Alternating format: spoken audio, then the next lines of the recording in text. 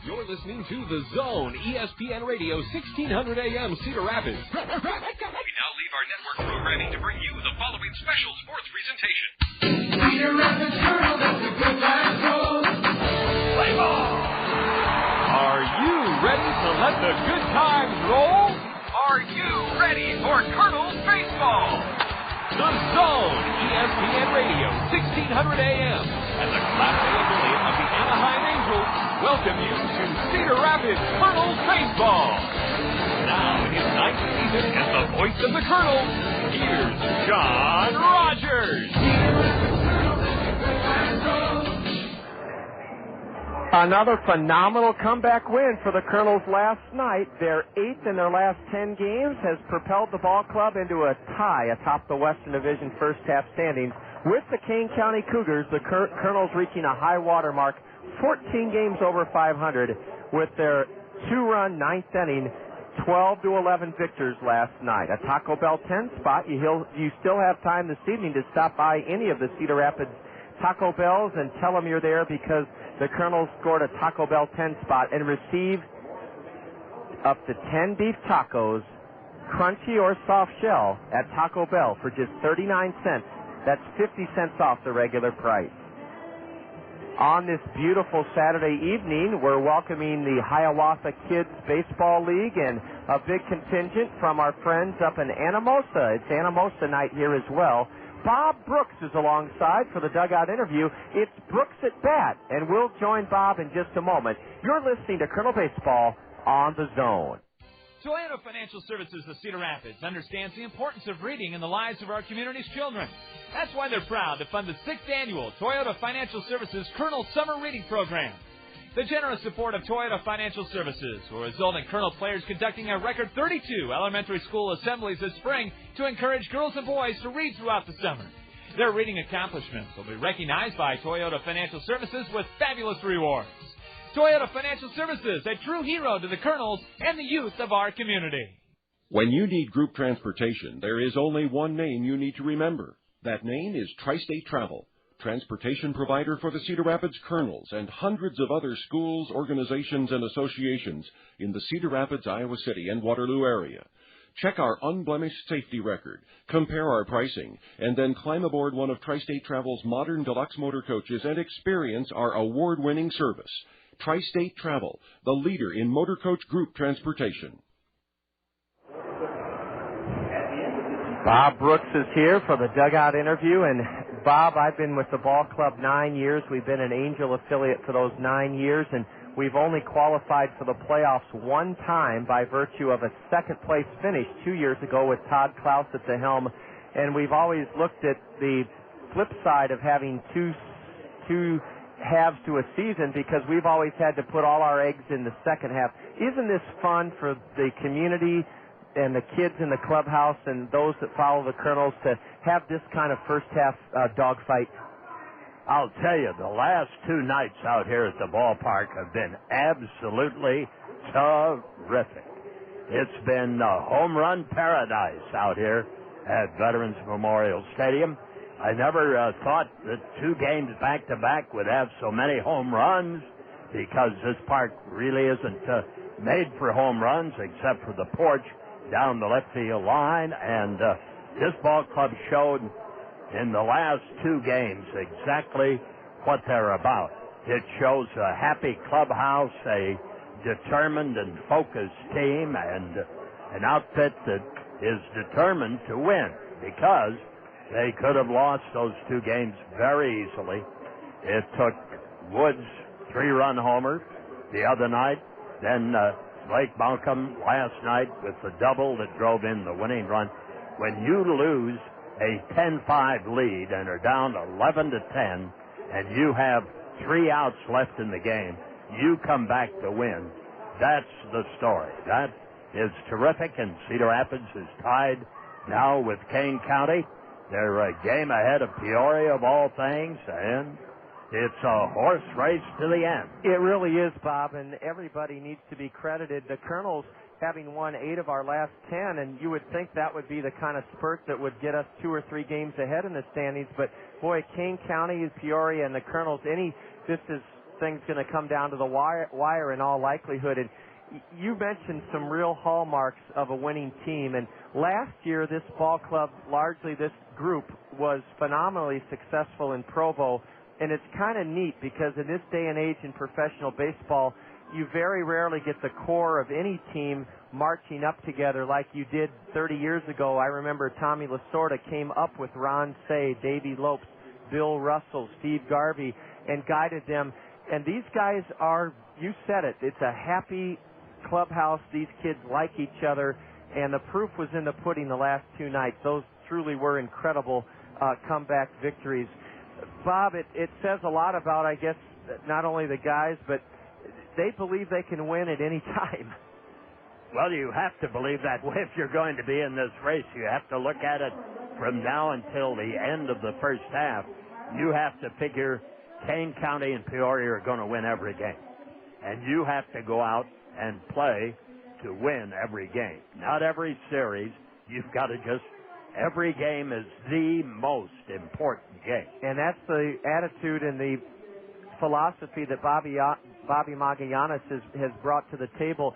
Bob, isn't it funny when we watch pennant-winning ball clubs at the big league level, those of us that the media attention so much greater and the box score is in the paper every morning and you see the highlights on television. But one thing happens with those winning teams, and this is what's happening with the Kernels. A different guy steps up every single day or night. It's not just one guy. Oh, no. You're picked up by everybody. Everybody figures they're into the game. They're going to be called upon. Last night, the bullpen was not what you would call sterling, but they got by with it. And now tonight it's going to take a good pitching performance by the Canadian. I think that now is a crucial time to get at least a 7-inning performance. You're right. Because of what you said earlier, Bob, that the Kernels have cast every type of caution aside, justifiably so, to win that night's game. We really depleted the bullpen last night. Bob, well, that's all right. It's a run. It's a sprint now. That's right. That's very true with only 10 games remaining in the season's first half. 9 games, as a matter of fact. Bob Brooks is with us. Brooks at bat before this Saturday evening game.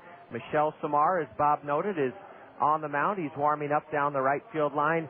We'll be back with legendary sportscaster and Cedar Rapids professional baseball Hall of Fame member Bob Brooks in just a couple of minutes here on the Dugout Interview. Brooks at bat. You're listening to Kernel Baseball on the Zone. It's one of those rituals of summer, mowing the yard. And when you're done, what do you do with the clippings? Well, your friends at Cedar Rapids Solid Waste and Recycling encourage you to leave those clippings on your lawn. This practice is called grass cycling, and it reduces your lawn's fertilizer needs because those clippings contain nitrogen, phosphorus, and potassium. Grass cycling also helps crowd out weeds and build a healthier lawn. When you leave those clippings on your lawn, you reduce waste and save landfill space. Faucets leaking, termites feasting, fishing, tackle, paints and spackle, tubs, jacuzzis, tapes and movies, everything from A to Z. Tile and lumber, tons of plumbers, elevators, coffee makers, radiators, party favors. Take a look and you'll see. Let your fingers do the talking to Yellow Book, the other book.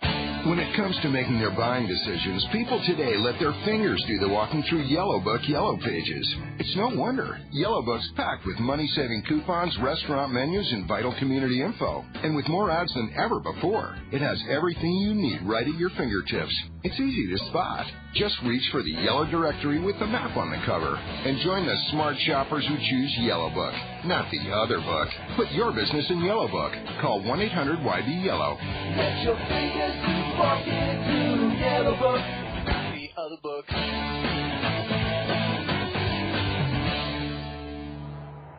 Hiawatha Kids League members are parading around the diamond, and they're getting a kick out of seeing their happy faces up on the Rockwell Collins Game Link video board. Bob Brooks is with us. Bob and I have been marveling at the Kernel play the last 2 nights, specifically a 3-run homer by Brandon Wood.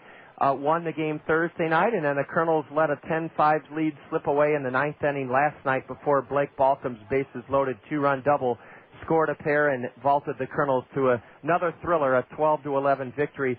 Bob, our last portion here, I want to really shift gears a little bit, and we've gotten lots of good comments about some of the memories you have from being the voice of the Cedar Rapids professional baseball team from the late 40s into the early 60s. And a name that I wondered if we could talk about a little bit, Leo DeRocher said this guy had everything but luck, said he'd be just as good as Willie Mays, but his career was ravaged by ramming into walls. Pete Reeser, he managed the Green Bay Blue Jays in the 3I League. And Bob, for those that don't know, was Pete Reeser really that good of a ball player? Yes, he was. He was an excellent fielder and a good hitter, line drive hitter, hit for average, and got on base a lot, was good in crucial situations. Now, the problem with Pete was that he was playing at Ebbets Field in Brooklyn, and the left field wall, which was wood, could be run into, and you'd bounce off of it without too much damage. But it wasn't padded or anything, but he kept splitting the boards out there, and he basically got to be a heavyweight champion type of player. He got hit too many times. Well, that's what I was led to believe. In fact, one account I read, Bob said he so seriously hurt himself ramming into the wall at Ebbets Field in one game that a priest was brought out to the field to read last rites to him right on the field. He hit him hard and hit him with his head and jammed his neck. But he was kind of an outfielder, Pete Rose type. Okay, hustled all the time. Oh, yes. Yep. Bob. Pistol Pete Reeser. Okay. He went on from his career managing in the 3I League to have some very good time coaching in the big leagues. Do you remember when he was in the 3I League, did you get the sense he was trying to use it as a stepping stone to the big leagues, or was he one of those managers that exuded that kind of energy that he did on the field? I would say he led by example, yes. He certainly brought his energy transmitted it to the players. And has the game changed. One of the reasons the Angels are so pleased with this facility, Bob, is even the dugout railings have padding on them. The walls down the lines are padded, the outfield walls, and these are things that were taken for granted 20 years ago. Well, the reason is now, when you have a Brandon Wood out there, you've got $2 million invested in a man's bones and muscle. So you better do everything you possibly can to protect them. That makes sense.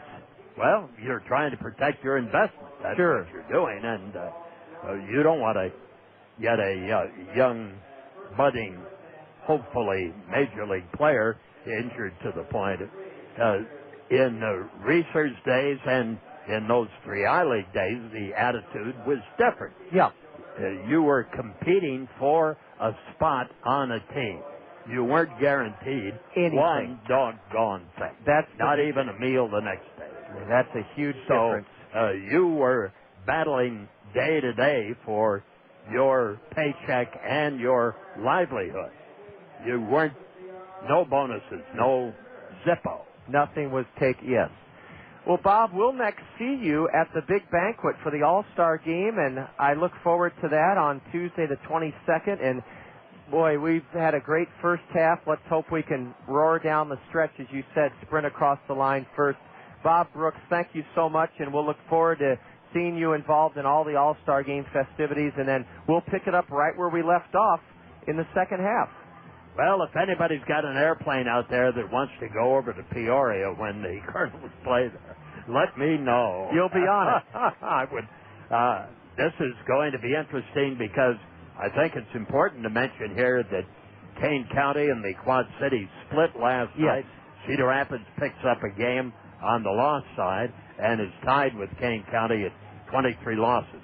You only want to look at the loss side. That's right. And Peoria lost twice to our friends in Clinton. We owe Clinton a couple of Coca-Colas for that, I think. And we'll get those to them. And they defeated Peoria twice in one-run ball games. So tonight we'll see if the Kernels can go get them.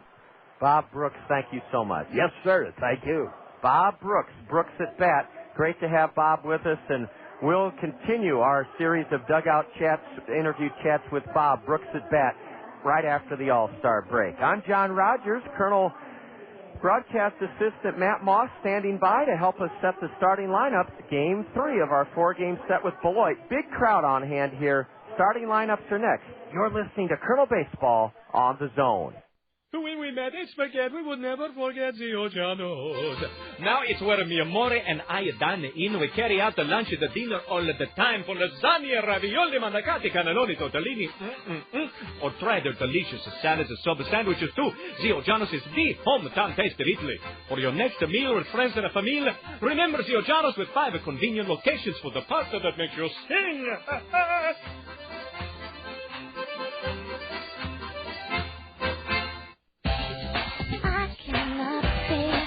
Anyone but me. Baby, can't you see I know what's right for me? Don't tell me wrong from right. I know just what I like. Yeah, call me crazy, I don't care. Come feel the joy all around each generation. They got their own kind of thing. I'm the shout it out. Listen to it,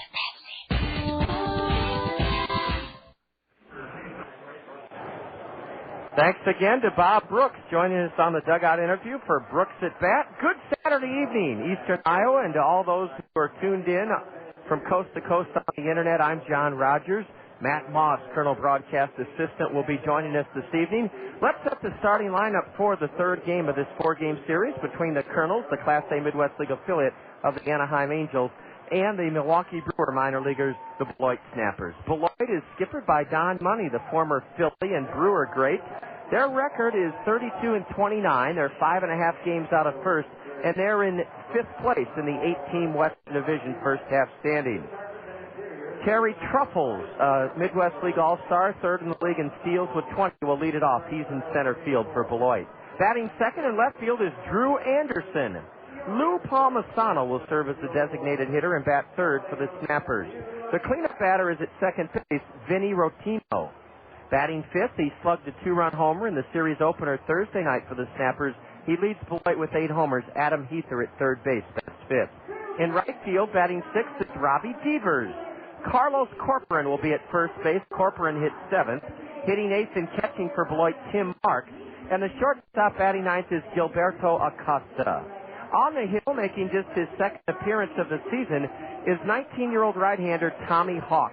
Tommy is 6'3", 210. He was taken by the Brewers in the 17th round out of high school in California. Tommy Hawk, 19 years old, 0-1, making just his second appearance of the year, is pitching this evening for the Beloit Snappers.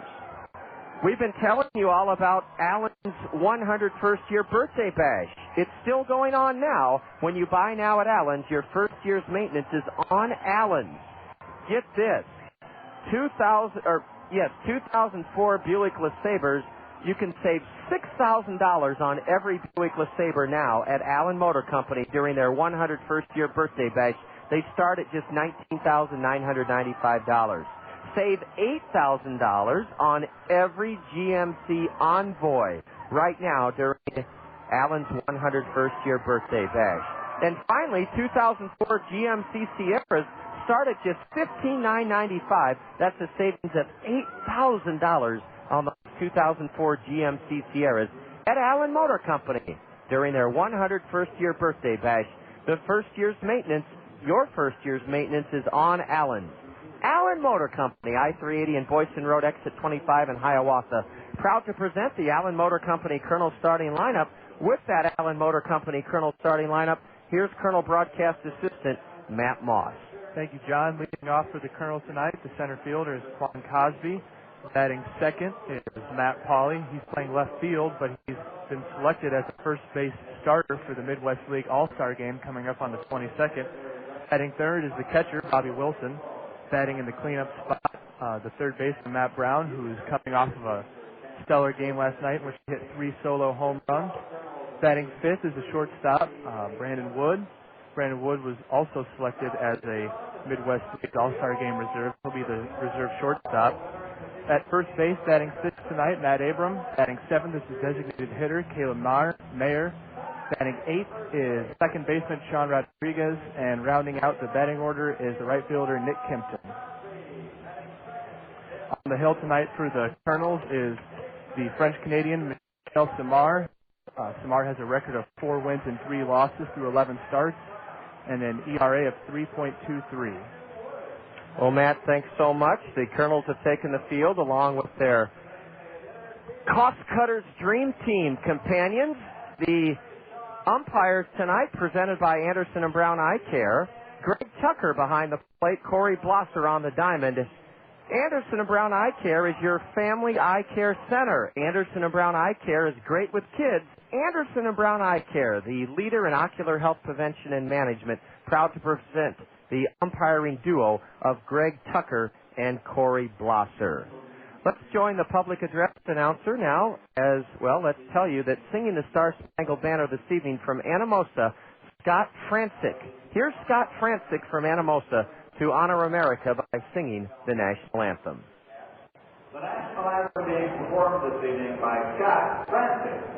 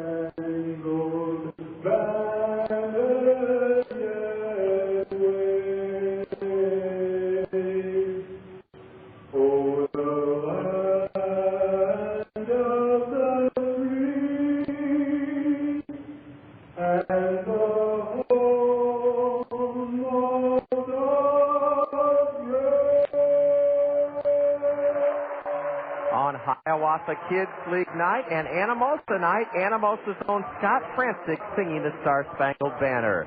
The kids from Anamosa served as our Cost Cutters Dream Team members this evening. They're hustling off the diamond towards the Colonel first base dugout. The Kernels have won 8 of their last 10, and as Bob Brooks talked about on the dugout interview, have had 2 back-to-back thrilling 9th-inning wins against the Beloit Snappers. The Kernels and Beloit tangle in Game 3 of this 4-game series. Matt Moss and I will rejoin you in just a minute. This is Colonel Baseball on the Zone. If you don't stop by one of Jungi's 4 great locations, how will you know you got the very best deal? Stop in today at Jungi Lincoln Mercury Isuzu in Cedar Rapids, Jungi Ford and Jungi Chrysler Jeep Dodge in Center Point, and the new Jungi Chevrolet Pontiac in Anamosa. Now, 4 great locations, still one great name, Jungi.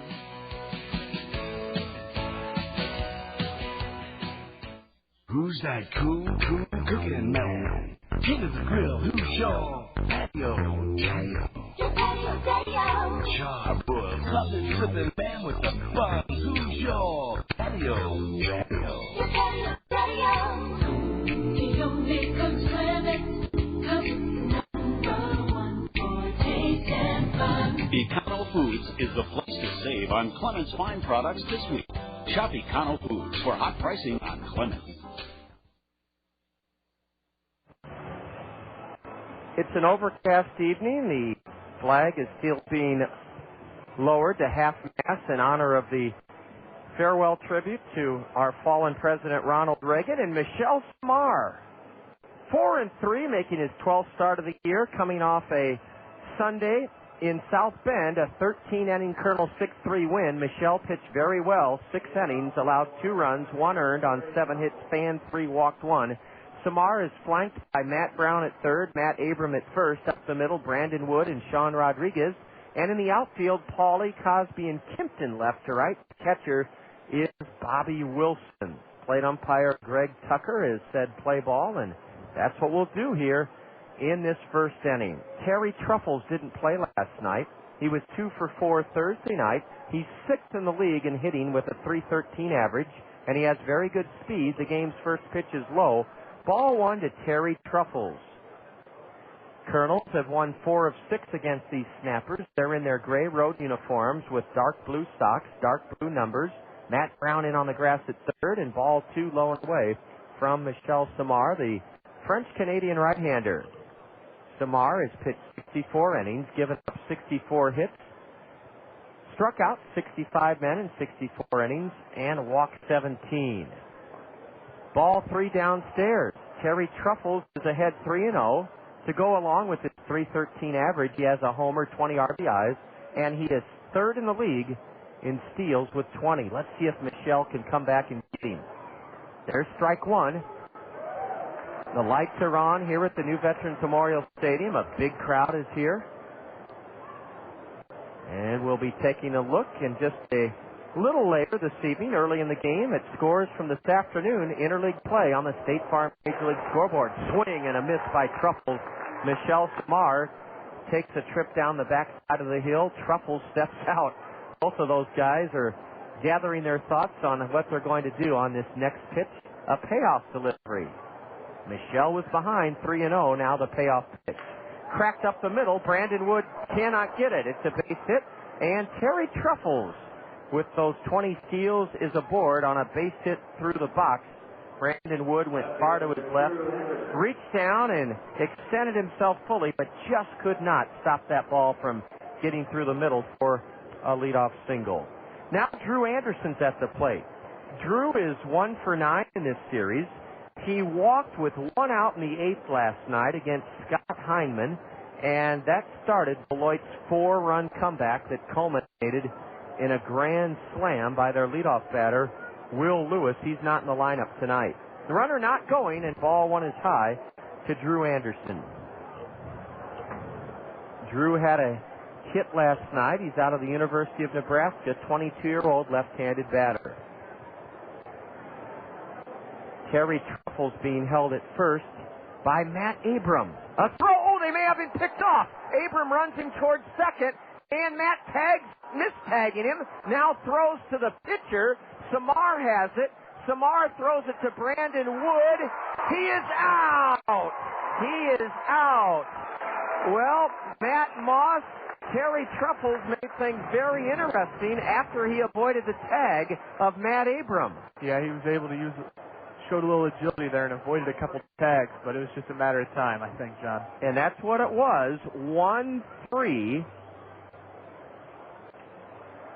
1-6, and thank goodness Michel Samar was at the right spot, because after Matt Abram missed Terry Truffles, Truffles tried to get back to first. Here's a little broken bat looper. Sean Rodriguez, retreating about 15 feet into the grass and right, gloves it for the second out of the inning. Drew Anderson broke his bat and looped it to second baseman Sean Rodriguez for the second out of the inning. Lou Palmisano, the designated hitter, drove in 2 runs, scored 1, was 2 for 5 last night. Palmisano is a .303 hitter, the DH with 2 home runs, 34 RBIs. Lou holds his back elbow up high, pointed it straight back to the press box here. Ball 1 is low. State Farm Insurance agents Gary Schubat, Al Shetler, Dale Thompson, and Lanny Peterson bringing us our initial look at interleague play from this afternoon.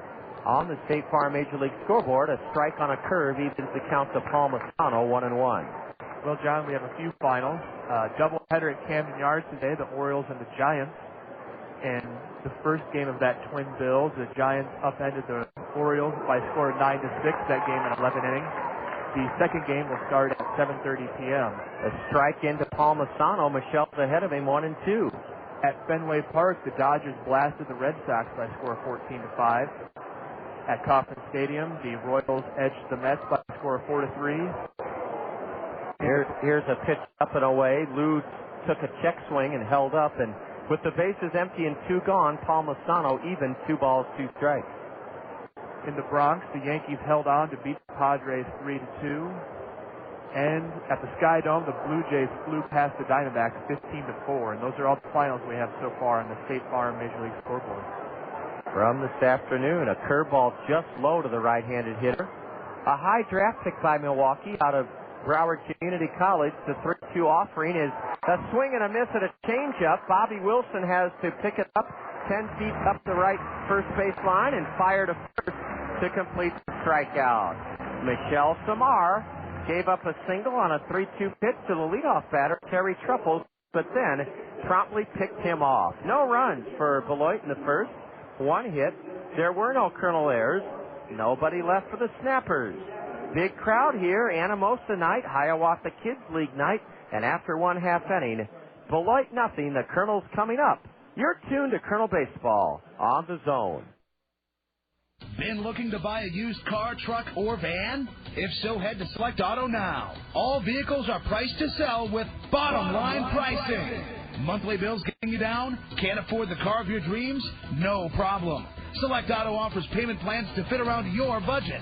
Select Auto also offers great warranties on all cars, not to mention their experienced and friendly staff in their full-service service department. Hate being chased around the lot by those annoying salespeople? At Select Auto, you won't be bothered by any salespeople. You deal directly with the owners.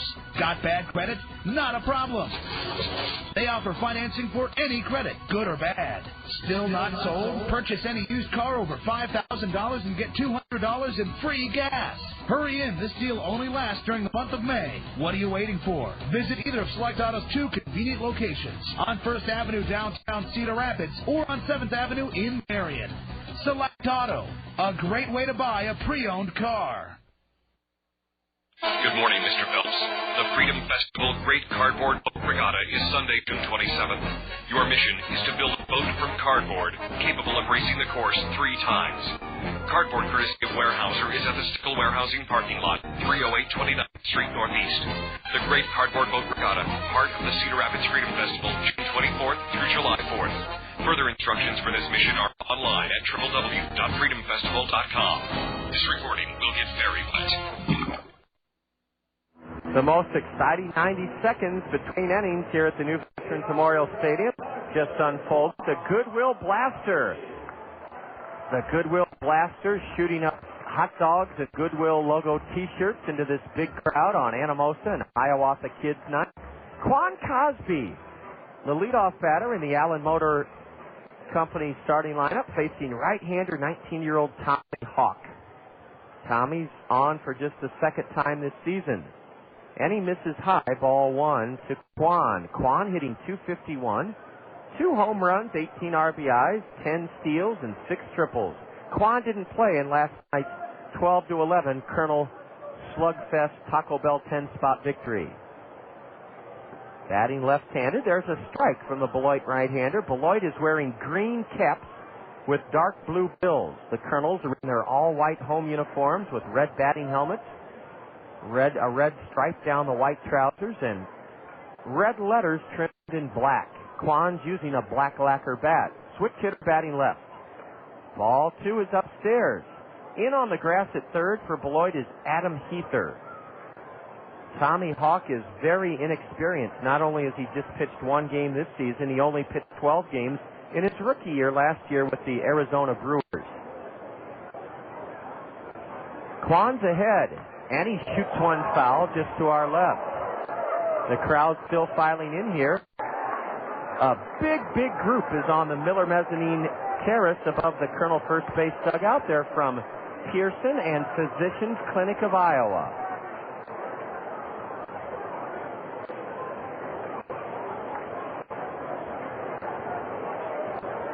Count even now to the Kernel leadoff batter. He steps out. A light breeze is blowing from the left field foul pole to the right field foul pole. It's 400 feet to dead center here at the new Veterans Memorial Stadium, an 8-foot high green padded wall. All the way around except where the Randy Keel Confidence Picnic Pavilion is. A ground ball to first, and the first baseman underhands to the pitcher covering. A close play at first, and Quan is punched out by Corey Blosser, the base umpire. Boy, Carlos Corcoran fed the pitcher Tommy Hawk with a underhand toss, and Quan, batting left-handed, was sprinting towards the bag, and he was out by just an eyelash for the first out of the Colonel first inning. That brings in all-star Matt Pauley. Matt hitting .294, 4 home runs, 27 driven in. Pauley, a left-handed batter, swings at an off-speed pitch in on his hands and missed strike one. Matt Pauley is 3 for 7 in this series. Last night, a leadoff double in the Colonel 2-run third inning. A ground ball base hit through the left side of the Beloit infield. Matt didn't hit it particularly hard. He takes a big turn at first as Drew Anderson retrieves it. Matt Pauley has the first Colonel hit of this game. Grounding one to the left of the third baseman, Adam Heather, into left field. This Beloit pitching staff is ranked next to last in the Midwest League with a 4.56 ERA. They are ranked 13th of 14 teams. The Kernels are hitting .270 as a ball club. That's second to Peoria. The Kernels 63 home runs, second to Lansing, and our 66 stolen bases, third highest total in the league. Bobby Wilson, 10th in the league in hitting with a .309 average, takes a curve up and in. Ball one from Tommy Hawk. Bobby's had a phenomenal series. He's 5 for 10. An RBI double last night, a home run in the 5th inning to put the Kernels ahead 6-5. A high fly ball off the end of the bat, down the line and right, tracked by Robbie Devers. He waits and makes the grab. Bobby Wilson hoisted one into right for the second out of the Colonel first inning. That brings up Matt Brown, and Matt Brown, of his 14 home runs, incredible that so many have come against Beloit in just 2 games. Of his 14 home runs, 6 have come against Beloit, and those 6 came via 2-3 home run games. So he has 6 homers in 2 games against this ball club. So he's got their number. He sure does, Matt, and that's why Don Money walked him to load the bases in the 9th inning. You said he'd had enough. Yes, he had. Ball one is tied to the Colonel All-Star third baseman. Brownie batting cleanup with a .255 average. He's now third in the league in home runs with 14, and he's tied for third in the league with 46 runs driven in. Matt Brown, 4 for 8 in this series. A short lead at first by Matt Pauley. He's there with 2 outs. Hawk delivers, and Matt Brown cranks one foul off the railing of the Beloit third base dugout. Somebody's having some fun at the Hot Corner Grill. We see billowing gray smoke coming from the Hot Corner Grill. It's just above the Beloit third base dugout, above the third base grandstand, and I think somebody put a little bit too much lighter fluid on the charcoal there, Matt. Yeah, I see a flame. A column of smoke rising. A ground ball sharply hit to third. Good play by Adam Heather on to second baseman Vinny Rottino to force Matt Pauley. That play went 5-4 at second to end the Colonel first inning. No runs, 1 hit for the Colonels. There were no Beloit errors. The Colonels strand a runner. We head to the second inning. The Colonels and Snappers no score. You're tuned to Colonel Baseball on the Zone. Okay, so I'm dropping my daughter off at daycare, and as I'm walking out, I see myself in the double door. Uh-oh is right. My hair looks terrible. My ends are all scraggly, and my roots. Did you see my roots?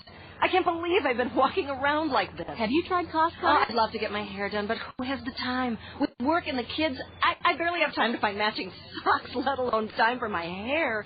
Besides, I need the works. Just go to Cost Cutters. They'll have you in and out and looking great in no time. Yeah? Yeah. At Cost Cutters, stylists will keep you looking great with a new cut, some color, even highlights. Check out mine. Oh, so Cost Cutters is your secret. Yep. I even get my favorite products there. You know, shampoo, conditioner. That's it. I'm going to Cost Cutters. Right now? My roots, thank you. There are a dozen Cost Cutters here in our area, each offering a relaxed, convenient hair care experience with no appointments and no hassles. Cost Cutters make things easy and affordable with professional stylists who care about you. Cost Cutters. Live your life. We always have time for your hair. Mike Greenberg and Mike Golick. So, Walton, is your son dating Britney Spears? I'm very concerned here. Yes. Concerned? Well, I thought Britney was married. And No. now Luke has been more than a bit disingenuous with me. All this time, he's been telling me he has spent every single day in church, and now I'm finding out how sad, how disappointing this is a low point in my life. Mike and Mike, weekdays from 6 to 10 Eastern, only on ESPN Radio. Spirits are performing in their sweatpant-like uniforms in front of the third base Beloit dugout. They have white, predominantly white, but some red and blue pom-poms, red and blue colors in their pom-poms.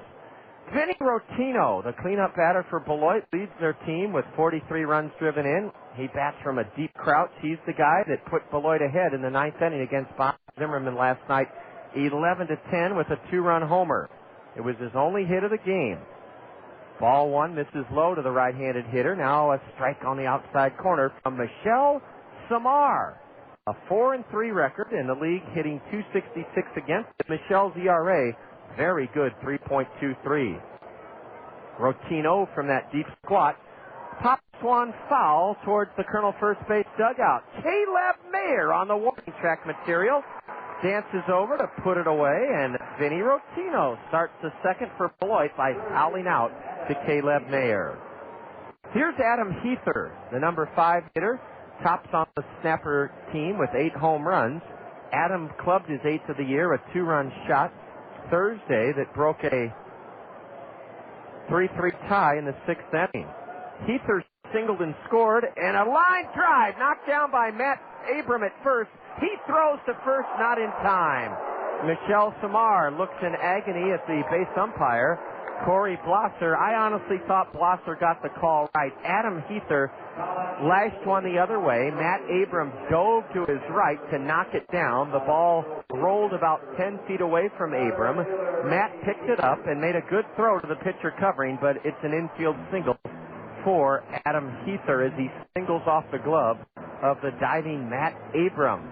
Boy, that was close at first, Matt. I honestly thought the batter was safe. What did you think? Yeah, it was pretty close. I'm glad I don't have to make that call. It was that close. The batter's Robbie Devers, a right-handed hitter. Devers in 33 games, hitting .235. He had 2 doubles, an RBI, and a run scored last night.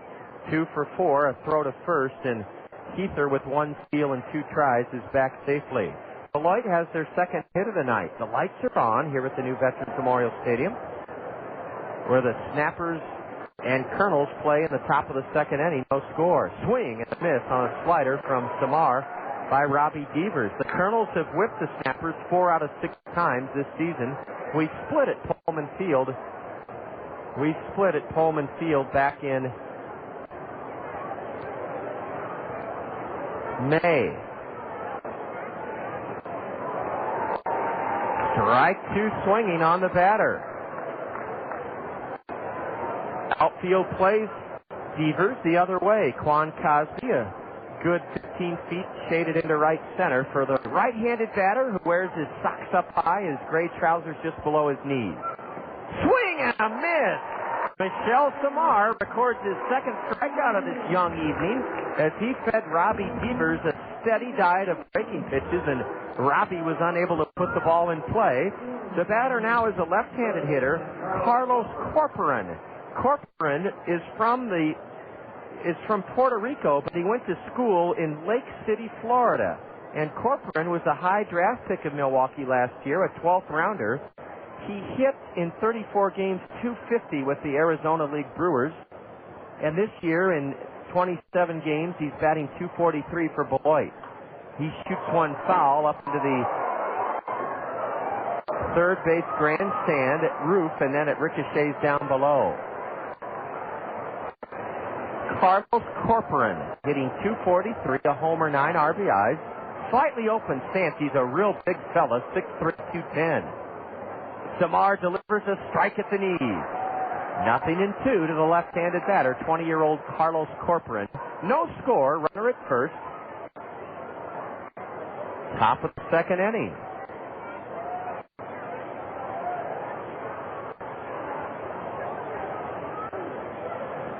Ooh, a backdoor curve. The crowd wanted plate umpire Greg Tucker to call the hitter out, but Greg said it was just outside.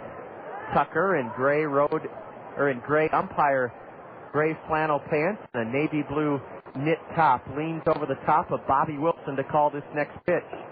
Ooh, a fastball just high or inside, and that's another ball. We have a great friend who has dropped by, and we'll say hello to her between innings. A little late this evening, she's going to present our Kernel of Wisdom. Dana St. Germain is visiting from Texas. Look out, a pitch-laced foul past Don Money, the Beloit skipper at third, and the count remains 2-2 to Carlos Corcoran. Oh, there goes the Roadrunner. Well, he doesn't miss a beat, does he, Matt? Oh, Don Money, and he almost collided. Something very unusual in the Perfect Game 2004 baseball card set. Everyone else in this baseball card set, Matt, was playing baseball, but Rhodey's picture was different. I'll have you describe it in a moment. The 2-2 to Corcoran. Tap foul, look out. That one almost picked off Colonel Pat Boy John in the Colonel first base dugout. Yeah, Matt, I'd like you to describe how Ronald Pline, the Roadrunner, looks in his baseball card. It's absolutely... Well, John, I'm opening up my fresh pack of Colonel 2004 baseball cards here. Corcoran loops one down the left field line. Foul. It hooked foul. It tailed foul. That might have scored the runner, Adam Ether, from first. Foul by inches. But anyhow, John, I was opening up, and Rhodey, Ron Pline, our equipment manager, seems to be giving some kind of a strongman pose. Like Hulk Hogan. Yeah, I was just going to say a Hogan-esque pose, just like the pro wrestler. He's ready to do battle in that picture. Okay, he's ready for some gladiatorial action there. Oh, in the boy. Roman Coliseum or something, I don't know. It's quite a baseball card of the Roadrunners. In next 2-2 pitch, lined into left field, and a diving catch in left by Matt Pauley. All-star Matt Pauley, all-star first baseman Matt Pauley, took a hit away from Carlos Corcoran as he came racing in from left field. A headlong dive onto his knees, and he caught it below his ankle top to rob the left-handed batter Corcoran of a 2-out hit. Terrific play in left by Matt Pauley to end the Beloit second inning. No runs for the Snappers, 1 hit. There were no Colonel errors, and the Beloit club leaves their first runner of the evening. They've stranded just 1. And after an inning and a half, it's the Colonels and Beloit scoreless. You're listening to Colonel Baseball on the Zone. Are you cut out for adventure? The Seat Hoyt Jewelers Zone ESPN Radio Couchette Diamond Treasure Hunt is on. Listen for clues right here on the Zone to unlock the location of the key phrase, hidden somewhere in Cedar Rapids. Plus, there are GPS coordinates for all you geocachers out there at thezone1600.com. Find the phrase, write it down on your official entry form, and you could win the rock that will melt your lady's heart. A Couchette cut diamond, the new shape for romance. The Couchette Diamond, valued at over $5,000, is on display at Seat Hoyt Jewelers. Official rules and entry forms at Seat Hoyt and online at thezone1600.com. You must be 18 years or older to enter. Take a chance at some serious bling-bling. Keep listening for key phrase clues. Discover their location, and you could win the Seat Hoyt Jewelers Zone ESPN Radio Couchette Diamond Treasure Hunt. Sponsored by Seat Hoyt Jewelers and the Zone ESPN Radio 1600 AM.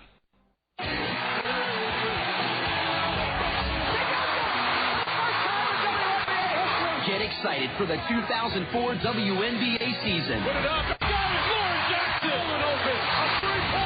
rookie sensations have arrived. What a great move by Elena Beard. Taurasi, she is special. Taurasi, Beard, Powell, and Whalen join the world's best in women's basketball for another sizzling summer.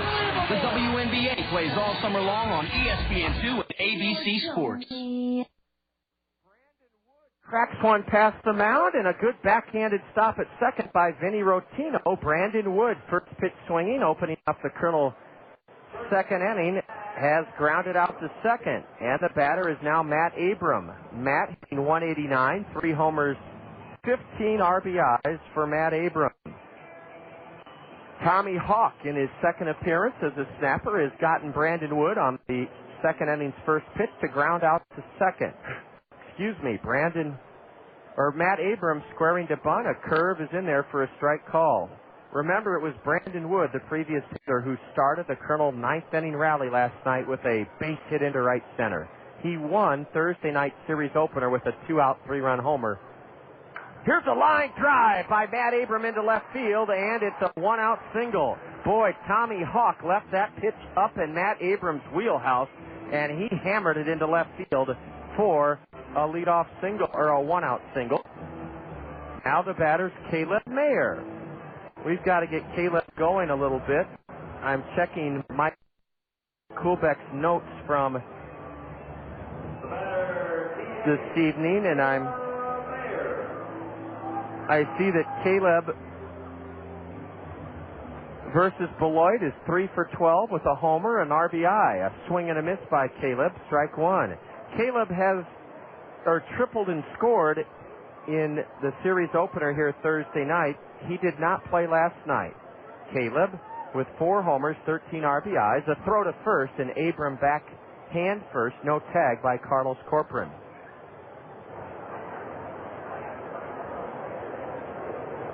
Another big lead at first by Matt Abram. Mayer, a right-handed hitter, lays off a pitch, a curve inside for ball one. Matt Pauley with a terrific catch in left field to end the Beloit second inning. And we're scoreless. The Colonel record at home is 20-12. 20-12 here at the new Veterans Memorial Stadium. Strike two called. A good fastball on the outside corner puts Caleb down in the count. 1 ball, 2 strikes.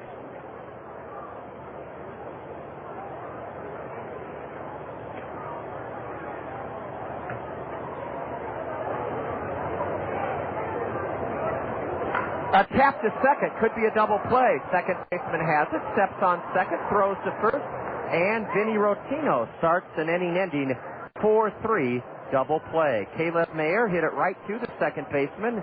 He took it on the bag and forced Abram and then threw Mayer out to end the inning. No runs.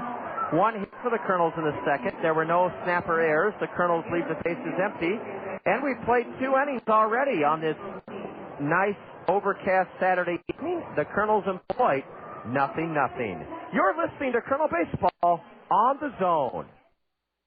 Kernels fans, your Cedar Rapids Taco Bell restaurant have something new for you to cheer about this season. A Taco Bell 10 spot. When the Colonels score 10 or more runs in any game this season, you'll score beef tacos for just 39 cents the very next day at any Cedar Rapids Taco Bell. That's a savings of 50 cents per taco. Limit 10 per customer. Remember, when the Colonels put up a Taco Bell 10 spot by plating 10 or more runs in any game, you get up to 10 39-cent beef tacos the very next day at any Cedar Rapids Taco Bell.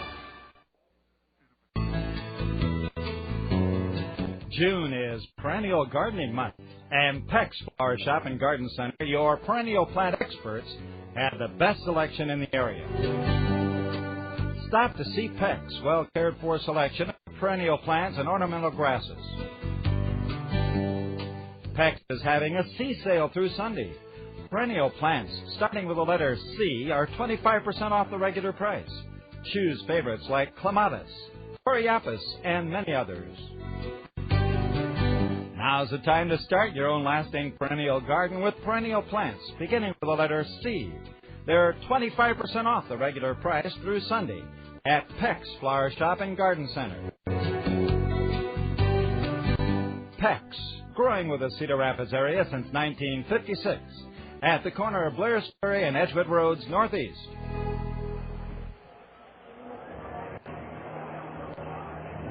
Tim Marks who played independent league ball last year, hits 8th in the Beloit batting order. He stands way off the plate, a right-handed batter, straightaway stance, and he whacks one right at Sean Rodriguez to start the third inning. Tim Marks hit it sharply on a line right at the Kernels' second baseman. One pitch, one out here in the top of the third inning, no score. Rich and Carol Kendall are the owners of Culver's Frozen Custard and Butterburger Restaurants. One in Hiawatha, right across from Allen Motor Company. The second, Culver's, is in front of the Windsong 12 Theater Complex on the southwest side. And they invite you in to register your son or daughter for their chance to take the diamond as the Culver's Small Fry of the game, just as our Culver's Small Fry did this evening. A pitch high, now a pitch fouled back from Michelle Samar by Gilberto Acosta. Gilberto hitting 165, no homers, 7 RBIs. A right-handed hitter, 9th in the order for Beloit, batting with the bases empty, 1 out here in the third inning. Acosta takes a curve inside. As the Culver Small Fry of the game, your son or daughter will get to march out onto the diamond, just like our Culver Small Fry Austin did this evening. Up tap to the right side. Matt Abram will underhand to the pitcher covering for the out. Michelle Samar scooted off the mound and got to the base ahead of the batter, Gilberto Acosta, and took the toss from Matt Abram, the first baseman. And that's 4 straight set down by Michelle Samar, the 22-year-old right-hander from Quebec City.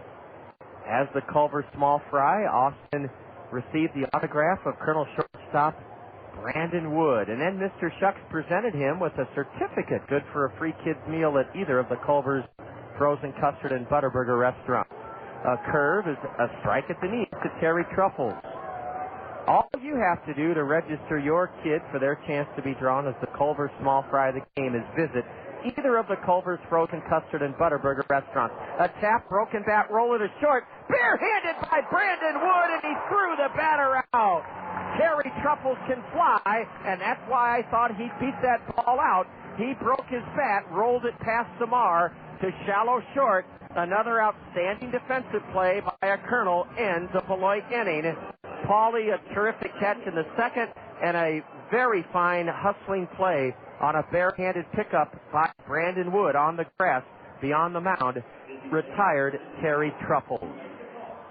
Down in order go the Snappers in the top of the third inning. And after 2.5, we're scoreless at the new Veterans Memorial Stadium. You're tuned to Colonel Baseball on the Zone. So you're having a Budweiser at a bar. You look at the board on date. It says today's date. You think, what's going on here? Am I in some kind of cosmic time warp? Is this some weird Barbie and Hops wormhole? Or are the people at Budweiser at it again? It's Day Fresh beer from Budweiser. It's beer that was bottled less than 24 hours ago, and it's coming to select cities everywhere to show that fresh beer tastes better.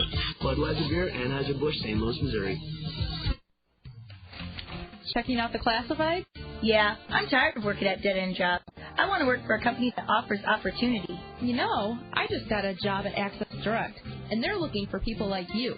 Really? What makes Access Direct so different? I'm making $9 an hour, and I'll be getting a 50-cent increase within 6 months. Plus, there's always room for advancement. How about benefits? Access Direct has a full benefit package that includes 401k. And vacations? Access Direct offers 10 days vacation plus holidays. Why am I looking in the classified? Put that paper down. Can we go to Access Direct right now so I can apply? Let's go. Don't settle for just any job. Find your future at Access Direct. You'll enjoy a relaxed, friendly work environment, and you'll work with great people just like yourself. Plus, you'll receive a competitive wage, benefits, including 401k, 10 days vacation, and holidays off. Check out Access Direct today. Corner of Wiley and Williams Boulevard, and just off the Coralville Strip in Coralville. Hawks' first pitch to Sean Rodriguez, a change in the dirt, now a curve outside. It's 2-0 to Sean. He's batting for the first time in this game. No score. We're in the bottom of the third inning. Rodriguez, a right-handed hitter with a deep crouch. Looks at a letter-high fastball. That's a strike. From Tommy Hawk, 0-1. Only has pitched 2 innings before this, his first start of the year. Sean hitting .265, 4 homers, 16 runs driven in. Rodriguez takes low and away, ball 3. And in a scoreless game, the Kernels hope to put their leadoff man aboard for the first time. We've had one-out singles in each of the first 2 innings, but nothing came of it. Ball 4, Sean Rodriguez bilks a walk out of the 19-year-old right-hander to start the Kernel third inning. That'll bring in Nick Kimpton. We have results to share with you in this bottom of the third inning about how former Kernels are doing as they make their way up the ladder towards the ultimate goal of playing as an Anaheim Angel Halo Happenings. And we'll have that for you as Nick Kimpton bats here. Nick, the number 9 hitter, batting .275, was 3 for 5 in the Kernel win last night. Was Nick Kimpton. No homers, 10 RBIs. Line drive into right field. That's a base hit. Rodriguez will go to, he could have gone to third, but little did he know that the right fielder, Robbie Devers, would bobble that one hopper. And Nick Kimpton has singled Rodriguez to second. Kimpton, coming off a 3-hit performance last night, has his first hit of this game. I want to correct myself. Nick was 2 for 5 last night. 2 for 5, but he's 1 for 1 tonight, and now with runners at first and second and nobody out, the Kernels have great speed on the base paths and a great speedster at the plate, Quan Cosby. They may try to bunt or they may try to hit and run. Hawk takes the runner and steps off. Halo Happenings, an intriguing matchup at the big league level, Matt Moss. Our Anaheim Angels hosted, of all people, the Cubs. Yeah, John, the Angels took down the Cubbies by a score of 3-2. Former Colonel Casey Kochman's RBI single in the 4th inning broke the 2-2 deadlock. Sean Rodriguez strayed too far off second base, and the Snappers threw in behind him. The catcher did, and the shortstop took the peg, Gilberto Acosta, as Quan Cosby took ball 1. He was squaring to bunt, and boy, is that a base-running mistake the Kernels could do without. Sean Rodriguez, you can't blame him. He was trying to get the biggest lead possible towards off second to try to make it to third as Quan took a ball squaring to bunt. Now ball 2 low. And I bet it was a thrill for former Colonel John Lackey last night, Matt, because he pitched against Greg Maddox. Yep, Greg Maddox was denied in his bid to advance closer to that 300 win mark. He's stuck at 295. John Lackey, who has a record of 4-7, scattered 7 hits and 2 runs over 7 innings, and he snapped a personal 3-game losing streak. So he's looking to get back on the right track. And former Colonel Scott Shields also pitched a scoreless inning in the winning effort by the Angels. Kimpton has a big lead at first. He draws the throw, and he's back. In AAA action, the Salt Lake City Stingers fell to Sacramento by a score of 15-10. Former Colonel Tom Gregorio went 2 for 4 with a home run and 5 RBIs. Former Colonel Steve Green gave up 9 hits and 10 runs in 2 1/3 innings. The 1-1 to the Colonel switch. There goes Kimpton, and now a balk. Nick Kimpton has intentionally caused the right-hander to balk. I've never seen that. Nick Kimpton took 3 quick steps towards first, and he caused the right-hander, Tommy Hawk, 19 years old, to flinch and break his set position and balk. And now Quan, with 1 out, could drive in the go-ahead run in this game. Boy, great news. AAA's Tom Gregorio, a former Colonel catcher, having a big night at the plate. Here's a wild pitch. Back to the screen it goes, and Kimpton is at third base with only 1 out. Nick Kimpton has caused all sorts of havoc. Remember, 2 years ago, we nicknamed him the Catalyst, Mr. Excitement, and that's what he's provided here in this Colonel third. He has really caused Tommy Hawk to pay more attention to him than the batter, Quan Cosby. That pitch was in the dirt and bounced high in the air, almost bounced over the backstop. Boy, I thought that one was going to come up here, and I thought you were going to catch that one for a minute, John. The infield's in for the Snappers. And a tap to second. Kimpton will try to score. He does! A bad throw by Vinny Rottino. Kimpton scores standing up. 1-0. It'll be ruled the fielder's choice. Kimpton scored on a bouncer to second base. Vinny Rottino took too long to get rid of it, and then when he did throw, he threw off the mark. He threw to the Colonel first base dugout side of home plate low, and the catcher, Tim Marks, had to backhand it. An RBI for Quan Cosby. He reaches on a fielder's choice, and it's 1-0 Kernels. I thought for sure we might see a slide or a collision. I don't know what it is about Nick Kimpton other than he knows how to run the bases. And for some reason, as Matt wondered aloud, I thought there might be a slide or a collision, but Kimpton always does the right things when he's running the bases. A curve is outside to Matt Pauley. Ball one. It's 1-0 Kernels as Nick Kimpton scores on a bouncer to second. Remember, the Snappers had the infield in for the play at the plate. Now a strike on a changeup at the knees to Matt Pauley. Well, we're covering Halo happenings in Double-A action. The Arkansas Travelers fell to San Antonio 4-2. Former Colonel Dallas McPherson hit his league-leading 17th home run. Former Colonel Alberto Callaspo, former Colonel Tommy Murphy, and former Colonel Jeff Mathis had 2 hits apiece in the losing effort. Former Colonel Hurler Mark O'Sullivan pitched 2 scoreless innings in the losing effort. Well, that's great news about Dallas McPherson. Matt, they can't keep him down very much longer. He's knocking on the door. Here's a deep drive into the right field corner by Pauley. Way back, and it's a running catch by Robbie Devers, and he throws to first. Quan got back. Matt Pauley's bid for an extra base hit was turned back by a terrific running catch in the right field corner by Robbie Devers. Boy, Matt, Robbie covered a lot of ground to his left. Yeah, in fact, Quan Cosby was already almost past second base when Devers made the catch, and he had to hustle back to first to avoid being caught. Quan did get back as Pauley's bid for an extra base hit was ushered aside on a good running catch by Robbie Devers. Quan at first, 2 gone. Bobby Wilson at the plate. The Kernels have broken a scoreless deadlock here in the bottom of the third, and Tommy Hawk steps off. Well, rounding out our Halo happenings in Single A, the Rancho Cucamonga Quakes fell to Lancaster by a score of 8-4.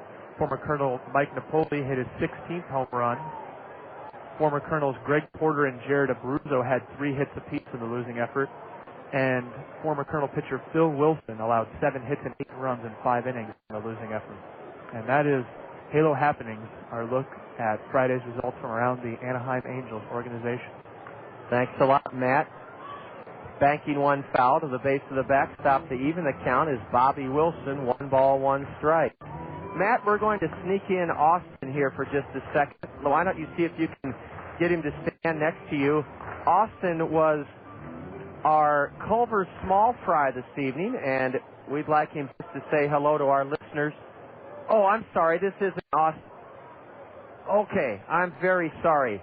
Hold on here, Matt. Honey, are you a little shy? Okay.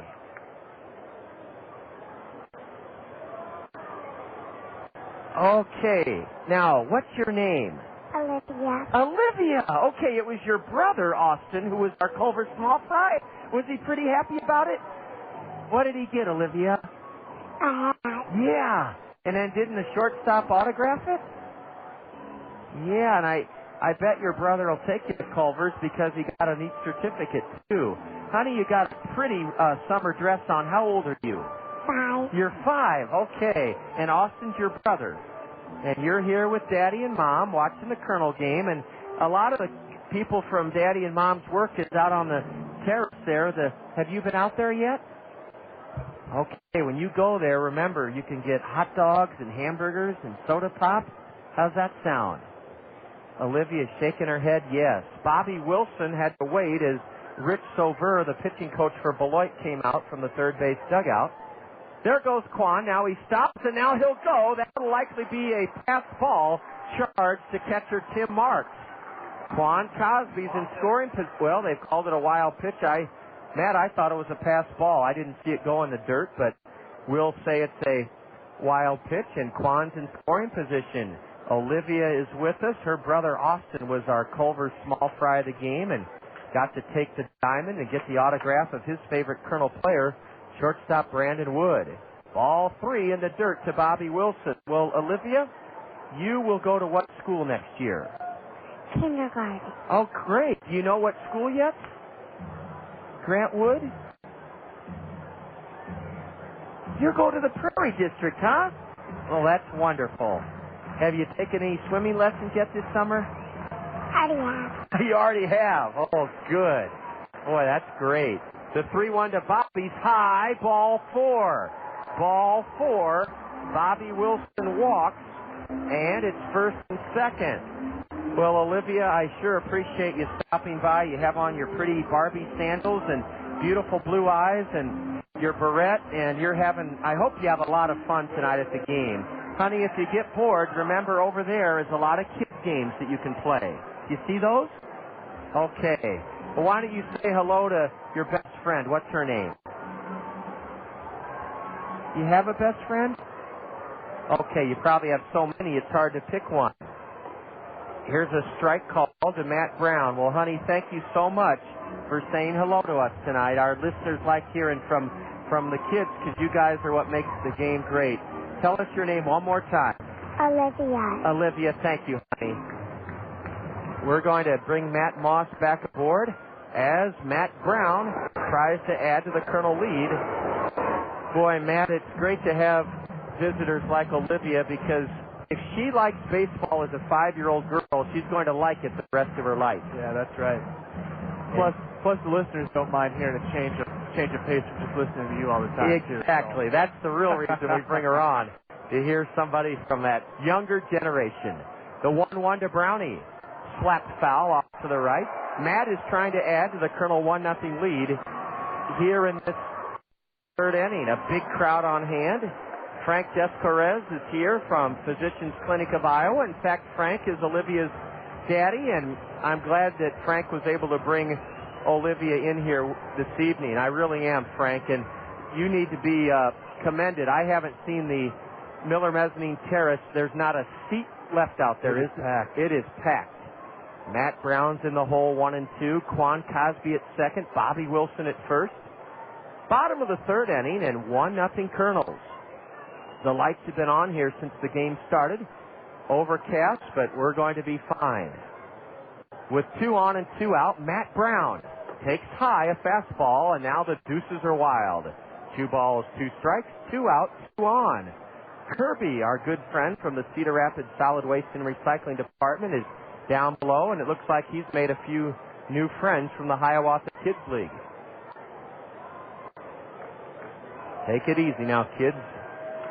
A looper, base hit into right. Quan Cosby's being waved home. He'll score to make it 2-0. Throw to third. Bobby Wilson saved. 2-0 Kernels. Matt Brown didn't crush it. He went inside out, and he slapped it by Carlos Corcoran, the first baseman, into right for his team-high 47th RBI. And Quan Cosby scored from second. Bobby Wilson, great base running, sped all the way from first to third. He beat Robbie Deaver's throw, and it's first and third, 2 out, and the Kernels lead it 2-0. Boy, that just proved, Matt Moss, that even though you slugged 3 home runs last night and 6 of your 14 have come against Beloit, Matt Brown didn't try to hit it out of the ballpark. No, a lot of good mechanics and smart base running by the Kernels have given them good position, so they don't need home runs to get the runs. They can. Here's a deep drive into left center. Extra bases for Brandon Wood. Wilson is home. Here comes Matt Brown to make it 4-0. On a terrific bashing double into left center over the head of Terry Truffles by Brandon Wood. It's 4-0 Kernels here in the bottom of the third inning. Well, I just got done talking how you didn't need a hard-hit ball if the Kernels weren't using hard-hit balls to score their runs today, and they just proved me wrong right there. So they're changing it up between finesse and smart base running, and now just using a little bit of power to clear the bases. Brother, is that what Brandon Wood just did, Matt? He cleared the bases, runners at first and third with 2 out, and he drilled a double, 2-run double over the head of Terry Truffles to make it 4-0. Matt Abram grounds one past third, backhanded by Heather. Long throw in time to retire Matt Abram. Listen to the crowd. And we got some action in the bullpen already, too. Matt Abram has grounded out to third. 8 men batted in the Kernel third inning. And the Kernels score 4 runs on 3 base hits. There were no Beloit errors. There were a balk and 2 wild pitches, and the Kernels leave 1 man on. A 4-run third for the Kernels as we head to the 4th. Kernels 4, Beloit nothing. This is Kernel Baseball on the Zone. Whether you're a serious athlete or a weekend warrior, injuries can take you out of your game. Smart athletes know that Physiotherapy Associates in Cedar Rapids are the experts in the treatment and prevention of sport-related injuries. Our expert staff serves the metro and surrounding area high school athletes. Physiotherapy Associates in Cedar Rapids, the smart choice in sports medicine. Call us at 398-1569. That's 398-1569. We'll get you back in your game today. People say that I can't decide things. They are so wrong, but I could be wrong about that. A U.S. Bank check card with checking that pays gives you a choice of rewards, like cash, points for merchandise and gift certificates, World Perks miles, or even sweepstakes entries. Easy decision. I'll take the cash. No, it's a sweep. Sign up at your local U.S. Bank or call 1-800-720-BANK. I've made up my mind to put off my decision. That is final. U.S. Bank. No, wait. See banker for complete details. Member FDIC. Good morning, Mr. Phelps. The Freedom Festival Great Cardboard Boat Regatta is Sunday, June 27th. Your mission is to build a boat from cardboard capable of racing the course 3 times. Cardboard courtesy of Warehouser is at the Stickle Warehousing parking lot, 308 29th Street Northeast. The Great Cardboard Boat Regatta, part of the Cedar Rapids Freedom Festival, June 24th through July 4th. Further instructions for this mission are online at www.freedomfestival.com. This recording will get very wet. El Samar has been staked to a 4-0 lead as he sets sail in the top of the 4th inning and misses high. Ball 1 to left-handed hitting Drew Anderson. Now a strike, a fastball to the left-handed batter. The Colonels sent 8 men to the plate in the 3rd inning and scored 4 times. A ground ball pulled past a diving Matt Abram into right field. A leadoff single for Drew Anderson. Boy, Michel Samar made a good pitch, too. He came right in on the batter's hand. Drew Anderson fought it off and was able to sneak it past the diving first baseman, Matt Abram. Lou Palmisano was at the plate. Lou struck out to end the 1st inning.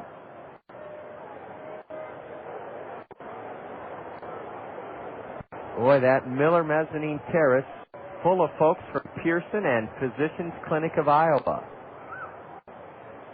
Swing and a foul by Palmisano. Lou almost came out of his shoes trying to make it a 2-run game with 1 swing of the bat.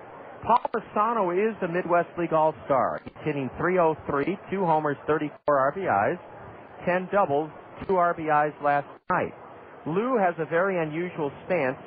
His feet are less than 12 inches apart. And he loops a base hit into right field, and that'll send Drew Anderson speeding towards 3rd. Kimpton's throw is not in time. Drew Anderson, with good base running, slid in feet first just ahead of Nick Kimpton's peg. And now Beloit is threatening to get right back in this game. They have runners at the corners in the 4th with nobody out against Michel Samar. Vinny Rottino fouled out to Caleb Mayer to start the 2nd inning.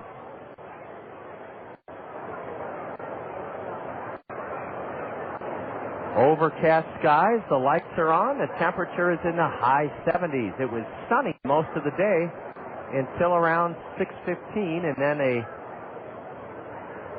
overcast sky took over. A curve and a check swing, a half swing rather, a miss by the batter, Vinny Rottino, right-handed hitter, .299 average, 7 homers, 43 RBIs for Rottino.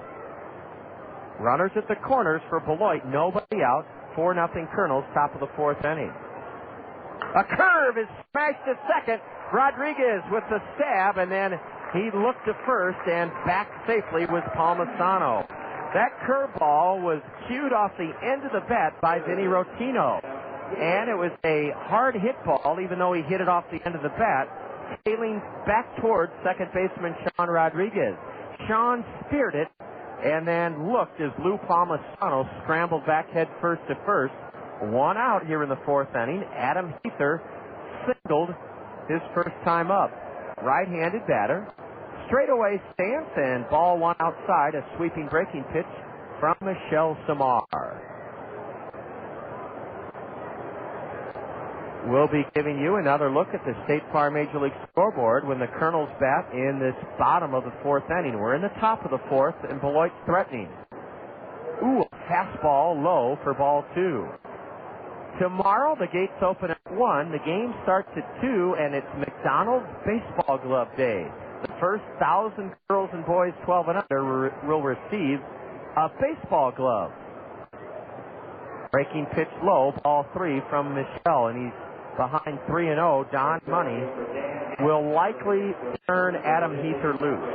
I would be surprised if Don Money did not turn Adam Heather loose. Does he have the green light? No, a strike called. A free Louisville Slugger baseball glove, thanks to the Cedar Rapids area McDonald's tomorrow to the first 1,000 girls and boys 12 and under. A check swing on a curve. Did the batter go around? Yes, says the base umpire. Nestled between the mound and second on the grass. Corey Blosser said that Adam Heather went around, and now Michel Samar, who was behind 3-0, has come back to run the count full. Drew Anderson at third, Lou Palmisano at first for the Snappers with one away. Samar from the stretch. The right-hander checks the runner at third, whirls and looks the runner back to first base. Flag Day ceremonies tomorrow before the game. Another reason to come right after the gates open. The gates open at 1 o'clock tomorrow. A curve, and this one's popped in the air to third baseman Matt Brown. On the dirt behind the bag at third in fair ground. 2 gone. Matt Brown has it. Oh, Michel Samar is within 1 out of turning aside a terrific scoring chance for Beloit. They had runners at the corners with nobody out. Now they're positioned at first and third with 2 away. For Robbie Devers, who struck out on all curveballs his first time up. A curve, and it's tapped up the first base side foul. Foul ball halfway up the line, picked up by Bobby Wilson. Flag Day ceremonies tomorrow. Gates open at 1 for McDonald's Baseball Glove Day. And then the Cedar Rapids Elks will be rewarding a marvelous prize. 2 trips to 2 Kernel fans.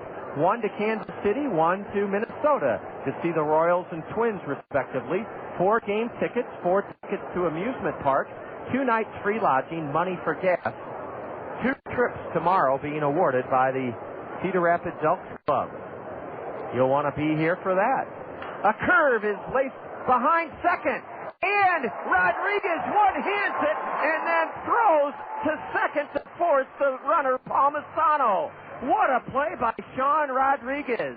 He had to go far to his right. He backhanded a one-hopper behind second, and then just with his momentum carrying him towards left center field, he had the presence of mind to toss it to Brandon Wood for a 4-6 force of Lou Palmisano, and Michel Samar has done what looked to be the impossible. He's kept Beloit from scoring, even though the Snappers had runners at first and third with nobody out. No runs for the Beloit Snappers in the fourth. There were 2 hits to lead the inning off. No Kernel errors. The Snappers leave a pair. They've stranded 3. After 3.5 innings, big crowd on hand, New Veterans Memorial Stadium. Kernels 4, Beloit nothing. You're tuned to Kernel Baseball on the Zone. The road to glory. For one truly exceptional individual, the lure of America's pastime and baseball immortality brought him to Cedar Rapids, Iowa. This is his story. Even though he is a quiet, reserved man, many say he left an indelible mark in Cedar Rapids baseball history. ESPN Radio's Bobby V. They say if he ever does go back, Rob Dibble will end up serving hard time. His work with wayward women inspired teammates and fans alike. ESPN's Mike Golick and Mike Greenberg. I hear Dibble got his first tattoo in Cedar Rapids. That's not the first thing he got in Cedar Rapids. Rude? Maybe. Lewd? Okay, I'm guilty, but never tattooed. Not Cedar Rapids. Rob Dibble on the road to glory. The Zone. Dibs, trust me, it's okay for you to visit Cedar Rapids. That restraining order's been lifted. Hi, this is Mike. And this is John. From the Double N. Hey, John, you want to play a game of darts? No thanks, Mike. I'm making a batch of my homemade bratwurst. Hey, John, do you want to play a game of Golden Tee Golf? Not now, Mike. I'm making the sauce for today's lunch special. Hey, John, do you want to play a game of pool? Maybe later, Mike. I need to finish making today's delicious soups. Hey, Mike, got time to play a game of Silver Strike bowling? No thanks, John. I'm hungry. It's time for lunch at the Double N at the corner of Ellis Boulevard and F Avenue in Cedar Rapids. Tommy Hawk with a strike called to Caleb Mayer to open up the Kernel fourth inning. 4-0 Kernels. A curve high. We've just passed 8 o'clock here in the eastern Iowa community of Cedar Rapids, and you're listening to Kernel Baseball on the Zone, ESPN Radio 1600, KCRG Cedar Rapids. Caleb lofts one foul off to the right, strike 2. Well, there was lots of interleague play this afternoon, and it continues tonight. Let's get a start on how things are going with Kernel broadcast assistant Matt Moss. The State Farm Major League scoreboard brought to us by State Farm insurance agents Dale Thompson, Al Shetler, Lanny Peterson, and Gary Schuback. All 2 in the dirt to Caleb. Well, the scores continue to, the finals continue to trickle in here. At Camden Yards, the Giants and the Orioles played a doubleheader today. The Giants got the better half, got the better of the Orioles in the first half of that twin bill, winning 9-6 in 11 innings. And right now, the 2 teams are scoreless in the bottom of the first. Caleb Mayer down on strikes, a good slider low and away. And that's the first strikeout for Tommy Hawk. At Fenway Park, the Dodgers crushed the Red Sox 14-5. At Kauffman Stadium, the Royals slipped past the Mets 4-3. At the Coliseum in Oakland, the Athletics beat the Pirates 12-11. In the Bronx, the Yankees slipped past the Padres 3-2. At the Sky Dome, the Blue Jays hammered the Diamondbacks 15-4. And those round out our finals in interleague play today on Saturday. And in games that have yet to be finished, at Tropicana Field, the Devil Rays hold a 10-7 edge over the Colorado Rockies in the bottom of the 8th. At U.S. Cellular Field on the south side of Chicago, the White Sox hold a 7-6 edge over the Atlanta Braves. That game's in the top of the 6th. Sean Rodriguez has taken 3 pitches high, and now a strike from Tommy Hawk. Sean walked to start the Kernel 4-run third inning. He waits for this 3-1 delivery. Strike 2 called on the outside corner. A full count to Sean Rodriguez. At Miller Park in Milwaukee, the Brew Crew hold a 6-4 lead over the Houston Astros. That game is in the bottom of the 5th inning. At Jacobs Field, the Reds hold a 5-2 lead over the Tribe. That game is in the bottom of the 6th. Sean launches one deep and foul down the right field line. The count remains full to the Kernel number 8 hitter, second baseman Sean Rodriguez. At Comerica Park, the Tigers are working on a shutout against the Florida Marlins. That game is in the bottom of the 7th. The Tigers hold a 2-0 lead. At the Metrodome, the Twins hold a 4-0 lead over the Philadelphia Phillies. That game's at the bottom of the 6th. Crowd cheers as the 3-2 pitch is inside and high. Sean backs away, and he draws his second straight walk. 1 on, 1 out. Bottom of the 4th inning. The Kernels 4, Beloit nothing. And routing out the State Farm Major League scoreboard, the Rangers hold a 2-0 lead over the Cardinals. The game being played at the ballpark in Arlington. That game's in the bottom of the 3rd inning. And tonight's action at Angel Stadium, the Cubbies will take on our parent club, the Anaheim Angels again. That game at 9:05. And at Safeco Field in Seattle, the Expos meet the Mariners, also at 9:05. All 1 is high to Nick Kimpton. Nick singled, advanced to second on a balk, went to third on a wild pitch, and scored on a ground ball to the second baseman, Vinny Rottino, whose throw home was too late to get Nick. Ball 2 is outside to the left-handed batter, Kimpton. Matt Moss bringing us that complete look at the State Farm Major League scoreboard here in this bottom of the 4th inning. And you can tell there's a difference in age between Matt and I. I don't really oppose interleague play. I'm just not a huge fan of it, and for very good reasons, as Kimpton skies one foul into the third base seats. for very good reasons, Matt Moss.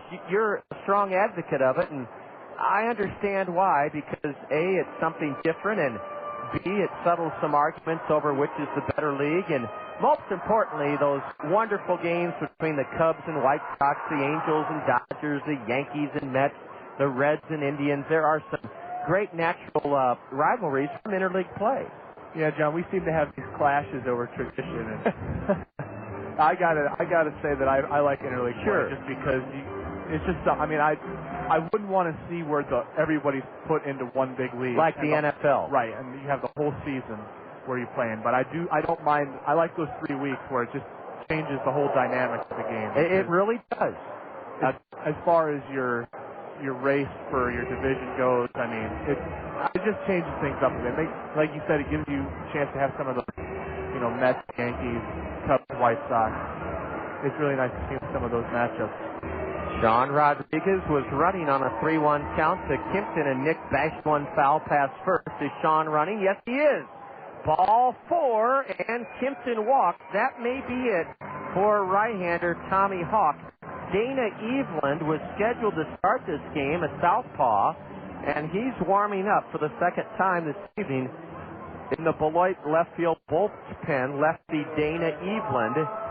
And with 1 out, Tommy Hawk, the 19-year-old, appearing for just the second time tonight. We got a meeting of the minds here. Yes, we do. In an unusual situation, Tony Diggs, the hitting coach, is coming out to talk to the snappers on the mound. And I don't know if that means Rick Sover, the pitching coach, has been taken ill. Let's hope not. Don Money is sitting calmly on the snapper bench in their third base dugout. So I don't think Rich Sover was tossed from this game. It's very unusual to see the hitting coach come out, but perhaps he wanted to talk more to the infielders than he did just the hurler, Tommy Hawk. So an appearance by Tony Diggs, the hitting coach. Quan Cosby could break this thing open. It's 4-0 Kernels. Quan has grounded to first and reached on a fielder's choice, on which Kimpton scored in the Kernel 4-run third from third base. Look out! Quan is hit. Quan is in some pain. He was hit, fortunately, in the lower left leg, and now he's popped up and he's trotting towards first. And Don Money is coming. Well, now he's not. He came out to get the baseball. Bases loaded as Tommy Hawk struck Quan Cosby with his first pitch. And I'm surprised Beloit is letting Matt Pauley face this right-hander. Pauley is 1 for 2. The Kernels have not gotten the ball, even had to put it in play here in the 4th inning. They have the bases loaded. With 1 out, Matt Pauley singled in the first and flew out to deep right down the line, his last trip up in the third. He pops one in the air to shallow left. The third baseman in foul ground gives way to the shortstop, and Gilberto Acosta in foul ground back of third on the left field grass has it. Pauley fouls out to the shortstop. Bases loaded, 2 out for Bobby Wilson. A little bit surprised that Matt Pauley swung at the first pitch, but he got one to his liking, and you just have to tip your cap to Tommy Hawk, the right-hander, for getting the All-Star to hit it off the end of his bat to the shortstop. Bases loaded, 2 away for Bobby Wilson. Well, John, I thought Quan gave it his all trying to get out of the way of that pitch. He jumped up, flew backwards. A chopper to short, and the throw to second, not in time. A run scores. Bobby Wilson brings home the 5th Kernel run of this game. He chopped one to deep short, and Gilberto Acosta had to go back and to his right. And from deep short, he threw to second. Quan, who Matt Moss just mentioned, did do everything he could to get out of the way of a pitch a few moments ago. Used his good break from first to slide safely into second base. And an RBI for Bobby Wilson, and Tommy Hawk is done. Tommy goes 3 2/3. In 3 2/3 innings, he has surrendered 5 runs on 6 hits. Hawk struck out 1, and he walked 4. He also hit a batter. And a balk. And a balk and 2 wild pitches. Well, Matt will tell you about Dana Eveland, a lefty who was scheduled to start this game. Eveland has a record of 4 wins and 2 losses through 11 games, 11 starts. He has an earned run average of 3.35. In 51 innings pitched, he's given up 44 hits. He's spanned 52, and he's walked 10. And league batters are hitting .226 against him. Dana Eveland, 20-year-old southpaw from the College of the Canyons, junior college in California. A Pioneer All-Star relief pitcher last year with Helena. He saved 14 games in 19 appearances, and he's on in relief for right-hander Tommy Hawk. Dana Eveland was scheduled to start this game. His last start was Sunday in Dayton, a no decision. He went 5 innings against the Dragons at Fifth Third Ballpark in Southern Ohio. He gave up 2 runs in 5 innings. On 4 hits, he struck out 5. He walked 2. Eveland was a loser in the second game of a doubleheader to the Kernels back on May 13th at Pullman Field. 5 innings. He allowed 6 runs, 5 earned on 8 hits back on May 13th. Struck out 2, walked 1. Dana Eveland, as Matt said, has taken over. And Eveland, for lack of a better definition, Matt, he's looks like the kind of guy you'd see in a bowling alley. Yeah, he's kind of got that. He's husky. That Rod Beck style. Yeah, he's a big guy. Kind of looks like a young Mickey Lolich. Dana Eveland, 20 years old. And we're not poking fun at him. It's just his body type. He's 6'1", 220. Let's just call him husky or portly. And he's come in having to face the Beloit. They got him in quite a hole, John. Yes, they do. Bases loaded for the Kernels. 2 out for Matt Brown, the guy who's destroyed Beloit pitching this year with 6 home runs in 2 games, including 3 solo shots last night. Matt rolls 1 foul towards the Beloit third base dugout.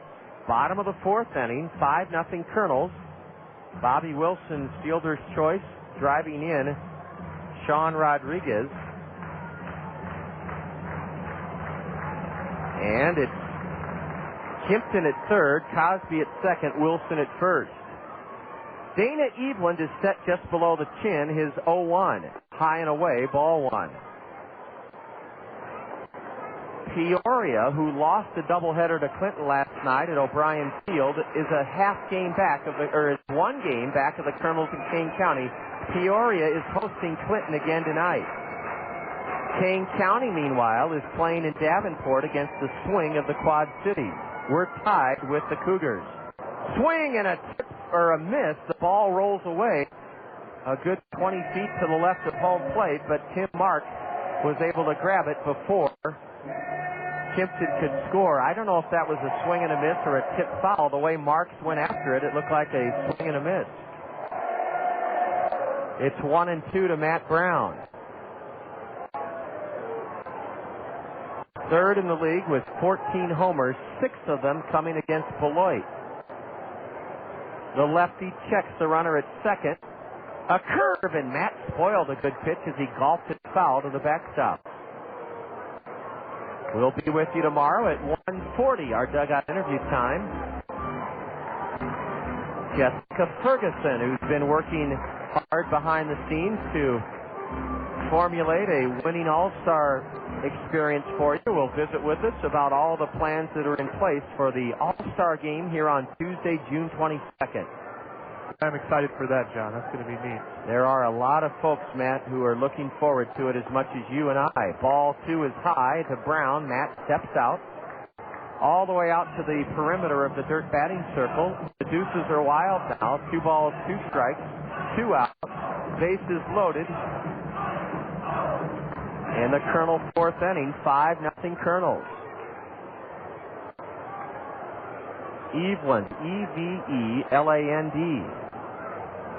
20-year-old southpaw, brings it. Swing and a tip foul. Dana Eveland got Matt Brown to tip it into the mid of the catcher to end the Kernel 4th inning. But the Kernels added to the lead with 1 run on no hits, 2 walks, a hit batter. There were no Beloit errors, and the Kernels leave 3 and have stranded 5. We head to the 5th inning. Kernels 5, Snappers nothing. You're tuned to Kernel Baseball on the Zone. Most of us have been in a situation before in buying an automobile where what we owe is more than what our vehicle is worth. And sometimes it's thousands of dollars. There is a better way to put yourself in a better position when it comes to value, quality, and reliability. Put yourself into an industry-leading Honda automobile from Randy Kiel Honda. The Odyssey minivan boasts being #1 in safety and the #1 minivan on the market for the last 5 years. The Honda Accord leads the way in safety and has made the car driver's top 10 list more than any other car in history. The Pilot topped the SUV categories in its first year out and remains a class leader. And the CR-V continues leading in its class since its arrival in 1997. The subcompact Element is so functional and practical, they're selling as fast as they arrive. So doesn't it make sense to get the best value in the market at Randy Kiel Honda? Great folks to deal with, too, and #1 when it comes to getting you the best price. The home of confidence is Randy Kiel Honda, Centerpoint Road, or on the web at randykiel.com. Dick Ramsey is the #1 home seller for the #1 real estate company, Skogman Realty. That means when you're marketing your home for sale or searching for the ideal home to buy, Dick Ramsey's home team will get you the results you deserve. Dick Ramsey's home team has the best deal going. Buy one of their homes, and Ramsey will buy yours. That's the winning edge Dick Ramsey's home team will deliver to you. Dick Ramsey, the #1 home seller for the #1 real estate company, Skogman Realty.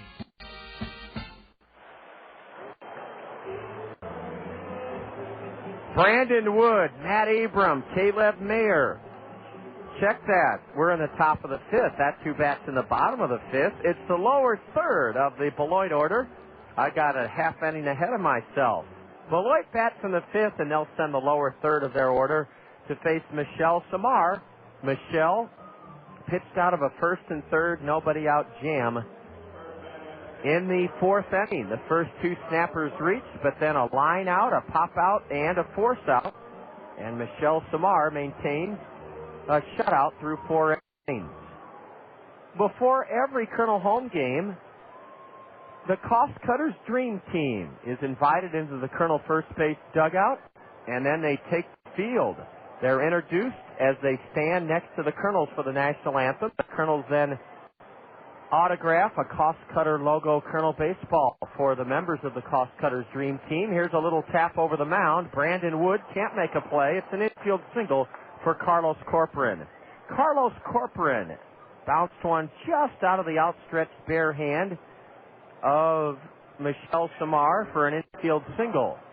Corcoran, 1 for 2 now.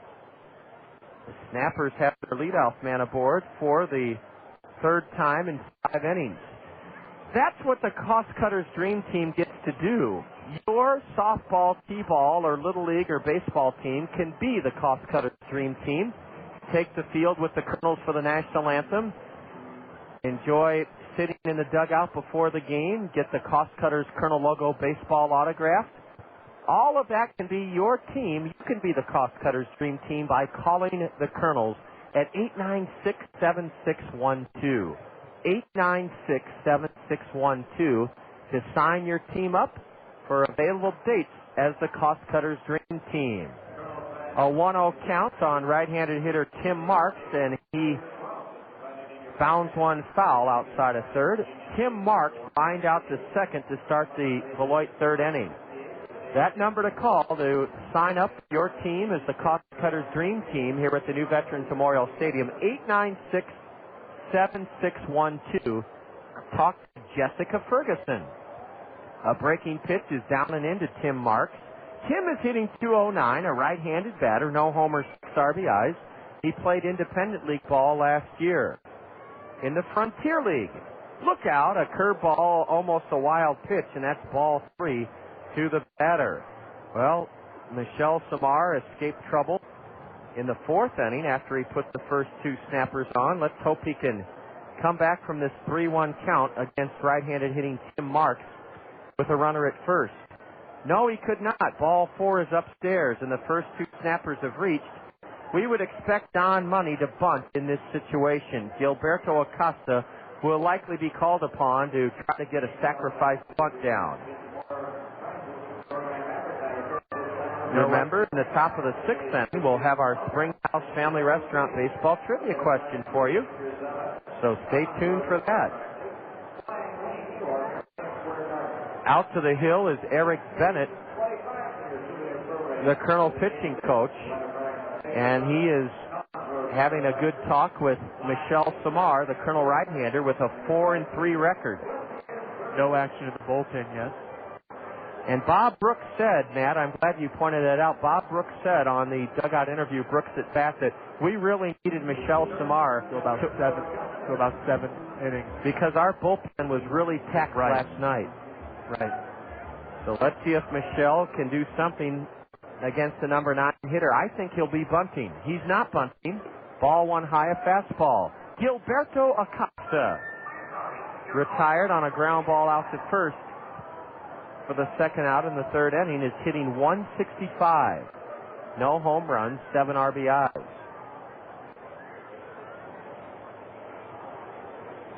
Samar checks the runner at second, and a drive into right field, but right there is Nick Kimpton. Kimpton has it. Gilberto Acosta got pretty good wood on it for the number 9 hitter and rammed it into right field. Kimpton was playing shallow, and Nick caught it.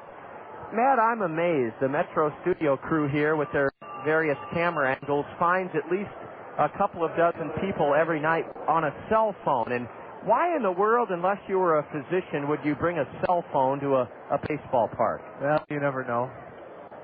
You never know who you need to talk to or who's going to call.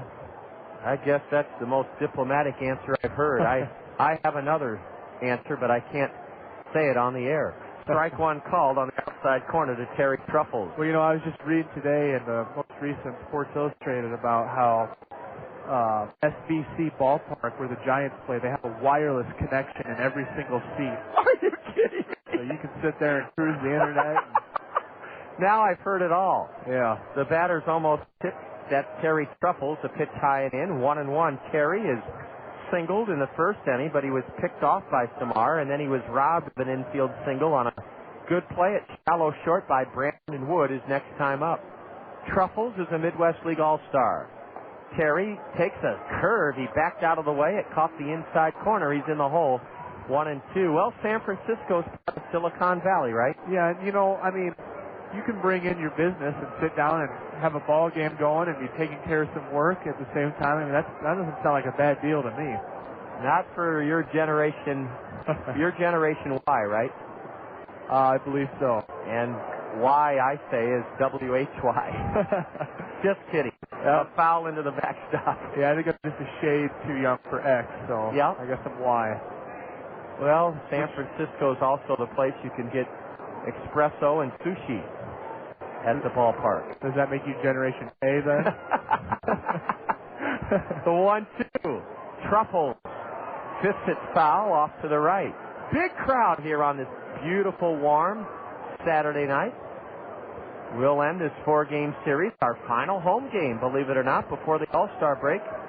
We'll end it tomorrow at 2 o'clock start. The gates open at 1 for McDonald's Baseball Glove Day. Samar is set. And a pitch tap foul in the on-deck circle to Drew Anderson.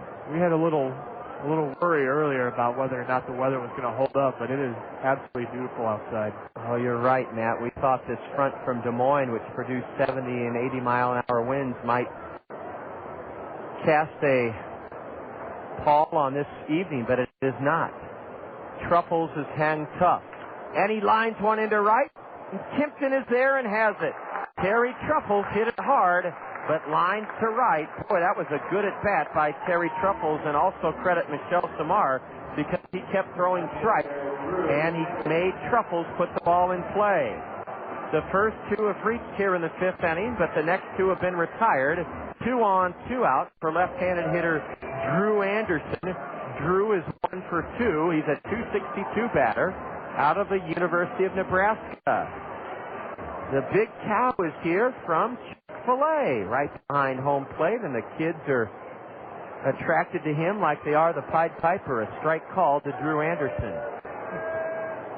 Boy, they're coming from all over, Matt, the kids are, to see that cow. Yeah. Sporting the Eat More Chicken jersey. One kid wants to put his hat on him.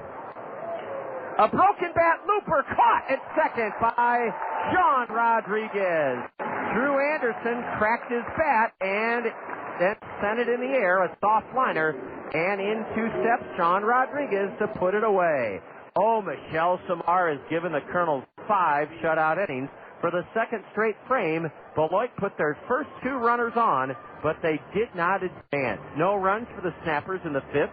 1 hit, a walk. There were no Kernel errors. 2 stranded, 5 on the night for Beloit. Kernels come to bat in the home half of the 5th on top of the Snappers 5-0. You're tuned to Kernel Baseball on the Zone. Hey, man, what's up? Just getting ready to kick your butt. Right. And mess up your hair? You just wish you could look this good. Oh, nothing but that. Hey, I'm a busy guy. I don't have time to make my hair look as good as yours. I mean, who has time to schedule an appointment, let alone show up for it? Not me. I just go to Cost Cutters. I can get in whenever it's convenient for me. Nice shot. Yeah. So you're telling me you just walk into Cost Cutters and come out looking good? Well, for some of us, that comes naturally. But Cost Cutters makes it easier. They can do anything you want. A cool cut, even some color, and get some of that styling gel stuff to keep you looking good. Like me. Oh, so that's why your hair never moves. Oh, you're funny. Cost Cutters. Thanks, man. This will save me some time. Great. Then you'll have time to work on your game. Oh, yeah, that's funny. Are you a busy guy? Save yourself time and walk into one of our area's 12 Cost Cutters whenever it's convenient for you. Then relax, because Cost Cutters will make things easy and affordable for you. Cost Cutters. Live your life. We always have time for your hair. Who cares what's in a hot dog? This country was built on the principle that wretched refuse could be made great. So when the tofu-obsessed among us ask what the hot dog is made of, well, the High Life man turns the question back on the questioner. You, sir, what are you made of? What spice do you add to the national knockwurst? No, you do not ask of the hot dog. The hot dog asks of you. Are you man enough to live the High Life? Miller Brewing Company, Milwaukee, Wisconsin, USA. 5-0 Kernels after 4.5. The Kernels have chased starter Tommy Hawk, and Dana Evelyn came in to get the final out with the bases loaded. He struck out Matt Brown on a tip foul into the mid of the catcher. Brandon Wood shoots one high and deep to right, over the head of Robbie Devers. Goodbye!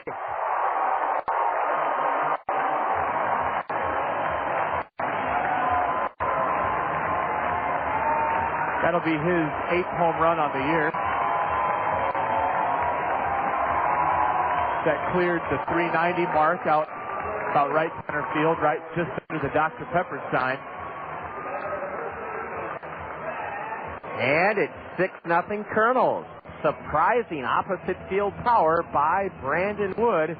As Matt Moss so aptly described, it went to the right of the 390 mark. That's a hard place to hit one out of here for a right-handed batter. Brandon Wood did it, his 8th of the year, his 2nd of the series.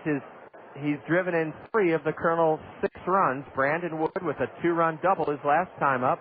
And the All-Star got a rousing, boisterous reception from this big crowd of Kernel fans.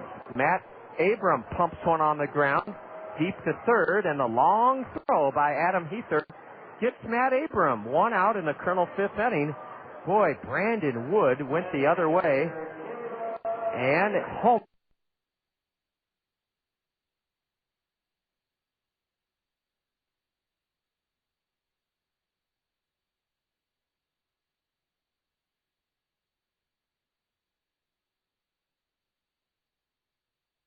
Over the head of Robbie Devers in right to make it 6-0. Here's the final line on Tommy Hawk, the starter for Beloit. 3 2/3 innings. He allowed 5 runs, all earned on 6 hits. He struck out 1. The 19-year-old right-hander walked 4, hit a batter, balked, and threw 2 wild pitches. Swing and a miss by Caleb Mayer. Yes, Hawk did balk. But he only did so because Nick Kimpton goaded him into it. That's the catalyst. That's right. Boy, started off that big 4-run third. Yeah. A curve is high to Caleb. Ball 1. Mayer is hit into a double play and fanned. Caleb with 4 homers, 13 RBIs. And he taps one foul outside of third, and the lefty Dana Evelyn's ahead, 1 ball, 2 strikes. Kids are having a lot of fun on the hillside down the left field line. We haven't had a chance to welcome our guests out on the Randy Keel Confidence Picnic Pavilion as Caleb fouls one straight back. The Roadrunner will shag that one down. Well, out on the Randy Keel Confidence Picnic Pavilion tonight, we're proud to welcome Maytag and Integrated DNA Technology. A ground ball to the right side, backhanded by the first baseman, and Corcoran shovels it underhand to the pitcher Evelyn, and Caleb Mayer had a base hit taken away from him as he stroked one on the ground hard to the right side. A good backhanded stab by Carlos Corcoran. Maytag and Integrated DNA Technology filling up the Randy Keel Confidence Picnic Pavilion tonight. And in the Westdale Mall Mix 96.5 home run hot tub, we have Kevin Russ. Fouling one over the backstop. Look out below. It ricochets down into the premier seats behind home plate. That's a lifetime honorary Colonel contract and a free spaghetti dinner from Zio Gianos to the fan that got that ball down below. A breaking pitch to Rodriguez is in there for strike 2. Remember, we'll have a chance for you to earn a $5 gift certificate from the Springhouse come the top of the 6th inning. After Wood's home run, the next 2 Kernels have been retired, and a pitch to the backstop as Dana Evelyn had that one slip out of his hand. Dana in his 2nd year of professional baseball. Sean Rodriguez, an open stance, has walked twice tonight. Number 8 hitter, and he squashes a curveball foul, and the Beloit pitching coach, Rich Sauver, with a nice piece of gentlemanly kindness, he tossed it to a youngster who brought his glove, sitting in the 3rd row just next to the snapper third base dugout. Yeah, but not after he barehanded it. He's shaking his palm right now. That stung. Oh boy. Rodriguez pounds another one high above the backstop and foul. And another good retrieve of a ricochet by another Colonel fan right behind the one before.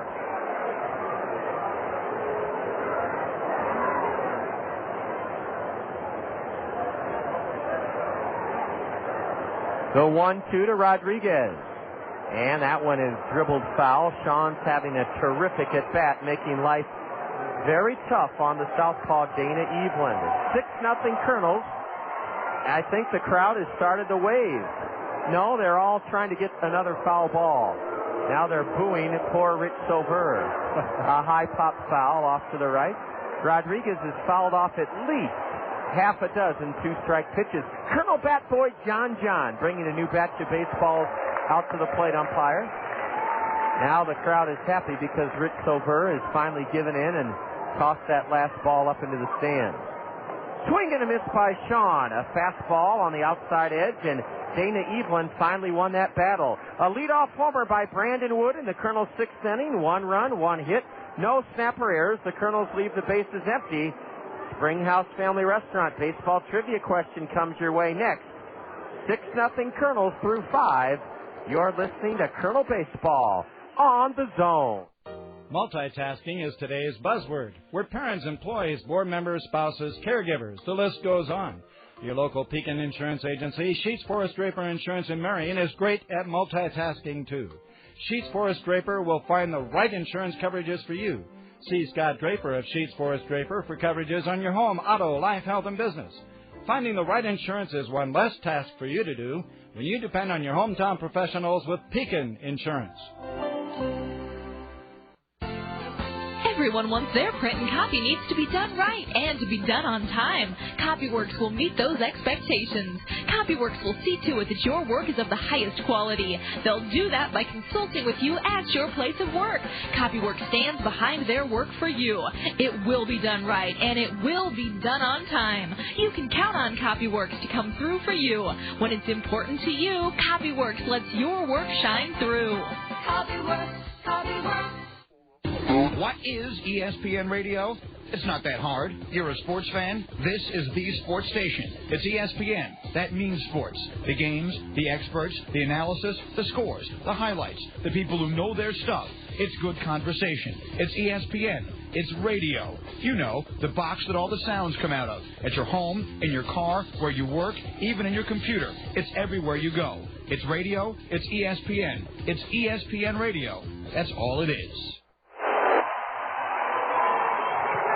This crowd is roaring for the kids that danced on each dugout top. The Dairy Queen dugout dancers being given huge roars of approval by this big, big crowd on Anamosa and Hiawatha Kids League night. Listen to the crowd. They liked how well the kids danced on the third base dugout, the snapper dugout tonight. It's the middle of the snapper order in this top of the sixth inning. Lou Palmisano doing some landscaping before he readies himself for the first delivery from 22-year-old French-Canadian right-hander Michel Samar, who misses low, ball one. As we do during the sixth inning of all of our home broadcasts, we give you a chance to earn a $5 gift certificate from the Springhouse Family Restaurant. The 1-0. A deep drive into right center, way back over the head of Quan Cosby, and off the wall, one hop. Lou Palmisano is digging for third. Now he stops at second. And a good relay by the Kernels, Cosby to Wood to Matt Brown. Lou Palmisano rifles one over the head of Quan in deep, deep right center for his second hit. That guy is a good hitter, Lou Palmisano. He's 2 for 3. And for the first, second, third, fourth time in 6 innings, Beloit has their leadoff man aboard. If you've been one of our previous 32 Springhouse Family Restaurant Baseball Trivia question winners, way to go. We hope you visit the Springhouse soon with your $5 gift certificate, but please don't call in tonight. A curve is low, ball one to Vinny Rottino. Well, John, Sunday at the Springhouse Family Restaurant means home-cooked meals. $7.25. You can get roast beef or pork loin. And all meals are served with sage dressing, vegetables, and your choice of mashed potato or sweet potatoes, salad, fresh baked bread, and dessert. Whew, $7.25. I got my mouth watering, John. Well, at the Springhouse, they do it right. That price is phenomenal. Pork loin and turkey, and what was the third one, Matt? Roast beef. Roast beef. Boy, those are three of my favorites. Tomorrow at the Springhouse for just $7.25. It's 1-2 to Vinny Rottino. Michelle checks the runner at second, delivers a ground ball to short. Brandon Wood looks the runner back to second and on to first for the out. Vinny Rottino, 0 for 3. The cleanup batter rolls out to short. 1 on, 1 out here in this top of the sixth inning. Well, it's time for the Springhouse trivia question. Our question on this beautiful Saturday evening. Ken Griffey Jr. is 2 home runs shy of that coveted 500 mark. Another left-handed slugger playing in the American League is only 8 round trippers away from 500. Who is sitting on 492 home runs? A pitch ripped into the left field corner, and it'll be a run for the Snappers. Lou Palmisano scores. Into the corner, Matt Pauley, and into second to throw, but not before Adam Heather has driven in the first Snapper run.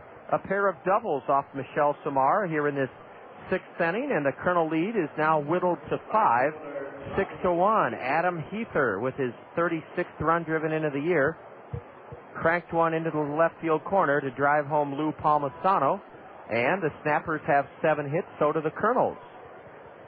The question to get tonight for our Springhouse Family Restaurant. Ken Griffey Jr. is 2 home runs shy of the coveted 500 mark. Another American League left-handed slugger is only 8 round trippers away from 500. Who is sitting on 492 home runs? For your chance at that $5 gift certificate to the Springhouse Family Restaurant, give us a call here at the press box. That number is 896-7589. 896-7589. Ball one, low to Robbie Devers. Devers is 0 for 2. A runner at second with 1 out in the Beloit sixth inning. Ball 2 is high. As Matt Moss mentioned earlier, nothing doing in the Kernel bullpen. Robbie Devers hitting .235, a right-handed batter with a straightaway stance. Now Alan Buckley is heading down to the Kernel right field bullpen. Alan Buckley. Samar shakes yes, but then the batter Devers steps out. Michelle has been a real warrior for the Kernels this season, making his 12th start of the year, a 4-game winner. He is now set just above the belt, and his fastball is high and inside, and the Kernels are going to have to get Alan Buckley ready fairly quickly here in this 6th inning, as Michelle looks like he's running low on energy. But you never know. He may come back. He does with a strike. It's 3-1. Well, John, as always, we've got very knowledgeable fans, and they like to, no sooner do we get that number read that they jump on the phones and they got the answer. To the Springhouse Family Restaurant baseball trivia question. Ball 4, and now the Kernels will try to stall for some time because Beloit is one big hit away from making this a brand new ball game. Left-handed hitter Carlos Corcoran at the plate. Out to the mound to stall for that time is Bobby Wilson. Well, the question for tonight's Springhouse Family Restaurant trivia was, Ken Griffey Jr. is 2 home runs shy of the coveted 500 mark. Another left-handed slugger playing in the American League is only 8 round trippers away from 500. Who is sitting on 492 home runs? And Steve Smith of Cedar Rapids got the answer correct. The player sitting on 492 is none other than the crime dog, Fred McGriff, currently playing near his home in Tampa. Tampa Bay Devil Rays. A high pop foul. Carlos Corcoran does the Kernels a huge favor, swinging at the first pitch after Samar walked Robbie Devers, and Matt Brown brings it down in front of the Beloit third base dugout. Carlos Corcoran is fouled out to third. 2 on, 2 out for Tim Marks. And once again, Matt, the name of our Springhouse Family Restaurant baseball trivia question winner. Steve Smith of Cedar Rapids will get the coveted $5 gift certificate for knowing that Fred McGriff is sitting on 492 home runs. A curve and a one-hopper to Rodriguez. Sean, a terrific play to his left. Snow cone on one hop and throws the batter out. So much for my theory that right-hander Michel Samar may have been on the ropes. He came back with 2 on and 1 out and got the next 2 hitters to foul out, and Tim Marks hit it sharply to the left of Rodriguez. Sean reached out, speared it, and then tossed to first to get the last out of the inning. In the 6th inning, 1 run for the Snappers on a pair of doubles, 2 hits, a walk. No Kernel errors. Beloit leaves 2. They've now left 7 men in 6 at-bats. Matt Moss and I will talk a little bit more about the possibility of crime dog Fred McGriff reaching that 500 home run plateau when the Kernels come to bat in the 6th inning. As we head to the 6th inning, it's the Kernels 6 and Beloit 1. You're listening to Kernel Baseball on the Zone. Mike and Mike. When the Giants made the deal and got Eli Manning, a little-known sidebar to this is that he wanted the number 10. Right. The number 10 was already occupied. Yes, it is. By the New York Giants by your buddy. My buddy, Jeff Fiegel. So, Fiegs, tell us what happened with the transfer of the number. Of course, Eli wore number 10 in college, and I was thinking to myself, if we get him, he's going to want that number. And I said, well, if Eli wants this number, he flies his first class down to Florida and pays for our house for a week during spring break next year. And, you know, Eli is going to be wearing that number 10 for the Giants for longer than I will. I took number 17 for 17 years in the NFL, so it's going to be fun. That's a good deal out of you, Fiegs. You've always been a smart football player. The only one thing I wanted to do, I was thinking maybe getting 1% of all his Eli Manning paraphernalia over the career of his career. You know what he'll do? He'll give you 10% of all the jersey sales in San Diego of Eli Manning Giant jerseys. Mike and Mike, weekdays from 6 to 10 Eastern, only on ESPN Radio. The way to pocket important savings is to take advantage of Chevron motor oils and lubricants from the Otson Oil Company, your local Chevron oil distributor. Chevron lubricants are made from higher quality base oils for better performance, and that means longer life for your engine. Contact the Odson Oil Company in Cedar Rapids for details on how you can save time and money with Chevron lubricants. The Odson Oil Company, serving Iowa with quality lubricants since 1933. Visit Odson Oil Company at www.odson.com. On a Dana Evelyn curveball, took it inside. Now Nick, in self-defense, swings and pops one foul into the third base seats. Big crowd here tonight. Possibly our first crowd of over 4,000. Kimpton has singled and walked. And the 275 left-handed hitting Australian lays off a pitch low from southpaw Dana Evelyn. 6-1 Kernels, bottom of the sixth inning. You like to call him the catalyst, John. He definitely was in that third inning, using a balk and a wild pitch to advance to home. And yes, he scored on that bouncer from the bat of Quan Cosby to the drawn-in second baseman. He beat the throw home. Ball 2 to Kimpton. The 2-2 pitch is low and away, ball 3. Fred McGriff, certainly in the twilight of his career, the subject of our Springhouse Family Restaurant baseball trivia question. I don't think, Matt, there would be anyone who would be doing anything but rooting for Freddie to make it to 500 home runs. Mr. Excitement, the catalyst, walks on a pitch high. Nick Kimpton, he's on for the third straight time. There are people, though, who are still disgruntled at Fred McGriff for what they thought. They didn't think he gave the Cubs everything he had a couple of seasons ago. You're a Cub fan. What do you think? Well, John, I think I'm going to have to do what you do and try to remain diplomatic on that one. I don't know. He had a chance to re-sign with the Cubs. I think they were mad, the Cub fans, because when it was initially suggested that he come to the Cubs, he wanted to stay with the Devil Rays, and people said, well, why would he want to stay with, quote, a losing team? And his reason... His family's down there. Right. So. And a lot of people don't like that. They wanted him to come and help the Cubs. Strike one call to Quan Cosby. He eventually did come to Chicago, didn't he? Yeah, he put in a season there. A toss to first, and back standing up is Nick Kimpton. Yeah, the Crime Dog's been a bit of a journeyman throughout his career. Broke in with Toronto, put some time in with Atlanta, put some time in with the Dodgers, the Devil Rays, the Cubs. But like you said, he's in the twilight of his career now. He's just playing mostly designated hitter now. Swing and a miss by Quan. Strike 2. He's batting right-handed for the first time. We have great news that's just been brought in from Andy Pantini, who's just about 20 feet to our right here on the press level. Andy with great news. Second place Peoria has lost tonight. Clinton edged the Chiefs 4-3 at O'Brien Field.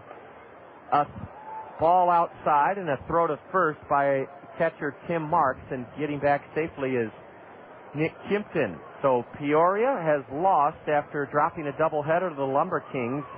Clinton's threatening to make a real run at this thing now. They're 4.5 back. The Kernels have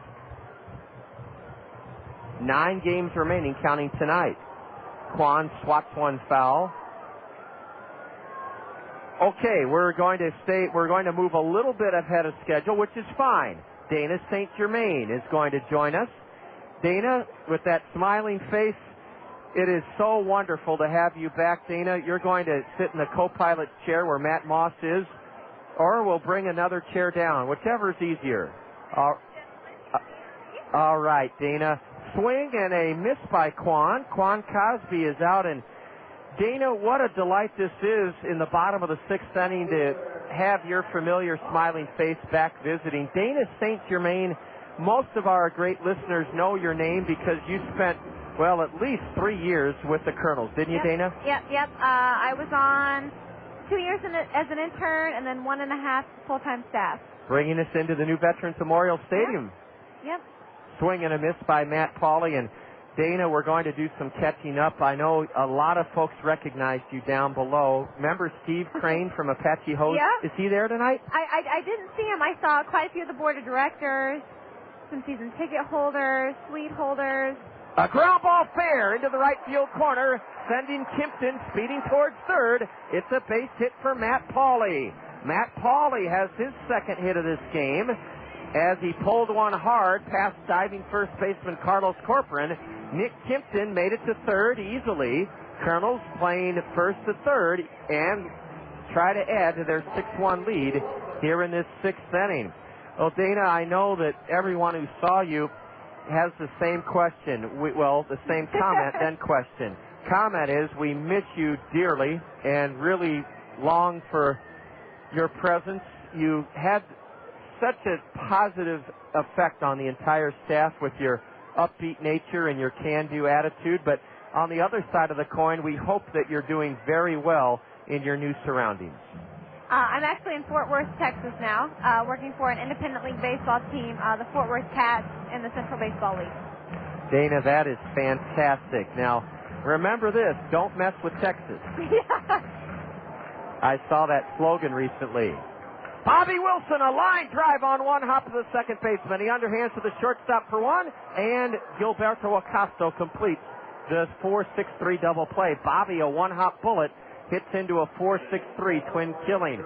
Dana, I'm glad our help and assistant Sonia Massey brought you in early because that inning went quickly. We're going to keep you aboard through the 7th. You're going to help us with our Kernel of Wisdom, but we're also going to visit about how Dana St. Germain is doing with the Fort Worth Cats. In the 6th inning, no runs for the Kernels, 1 hit, a walk. There were no Beloit errors. The Kernels leave, 1 man aboard. A double play ended the inning.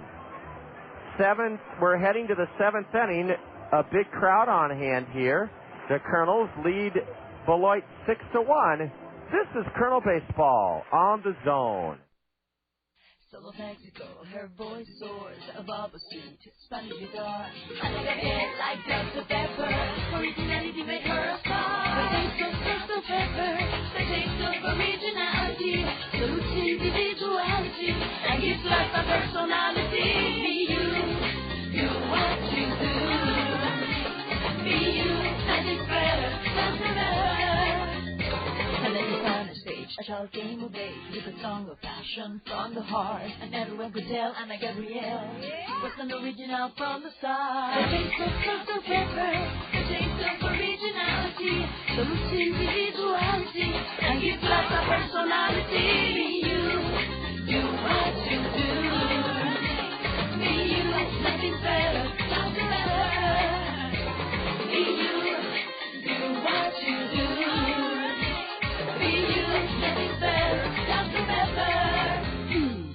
Airport National 27-hole public golf course invites you to join our golf family all year with these great specials. 2-for-1 green fees with cart, 2-for-1 range ball, 2-for-1 mini golf. Listen to this unbelievable new special. Only $25 per person for unlimited golf with cart all day long on weekdays, and only $27 per person for unlimited golf including cart on weekends.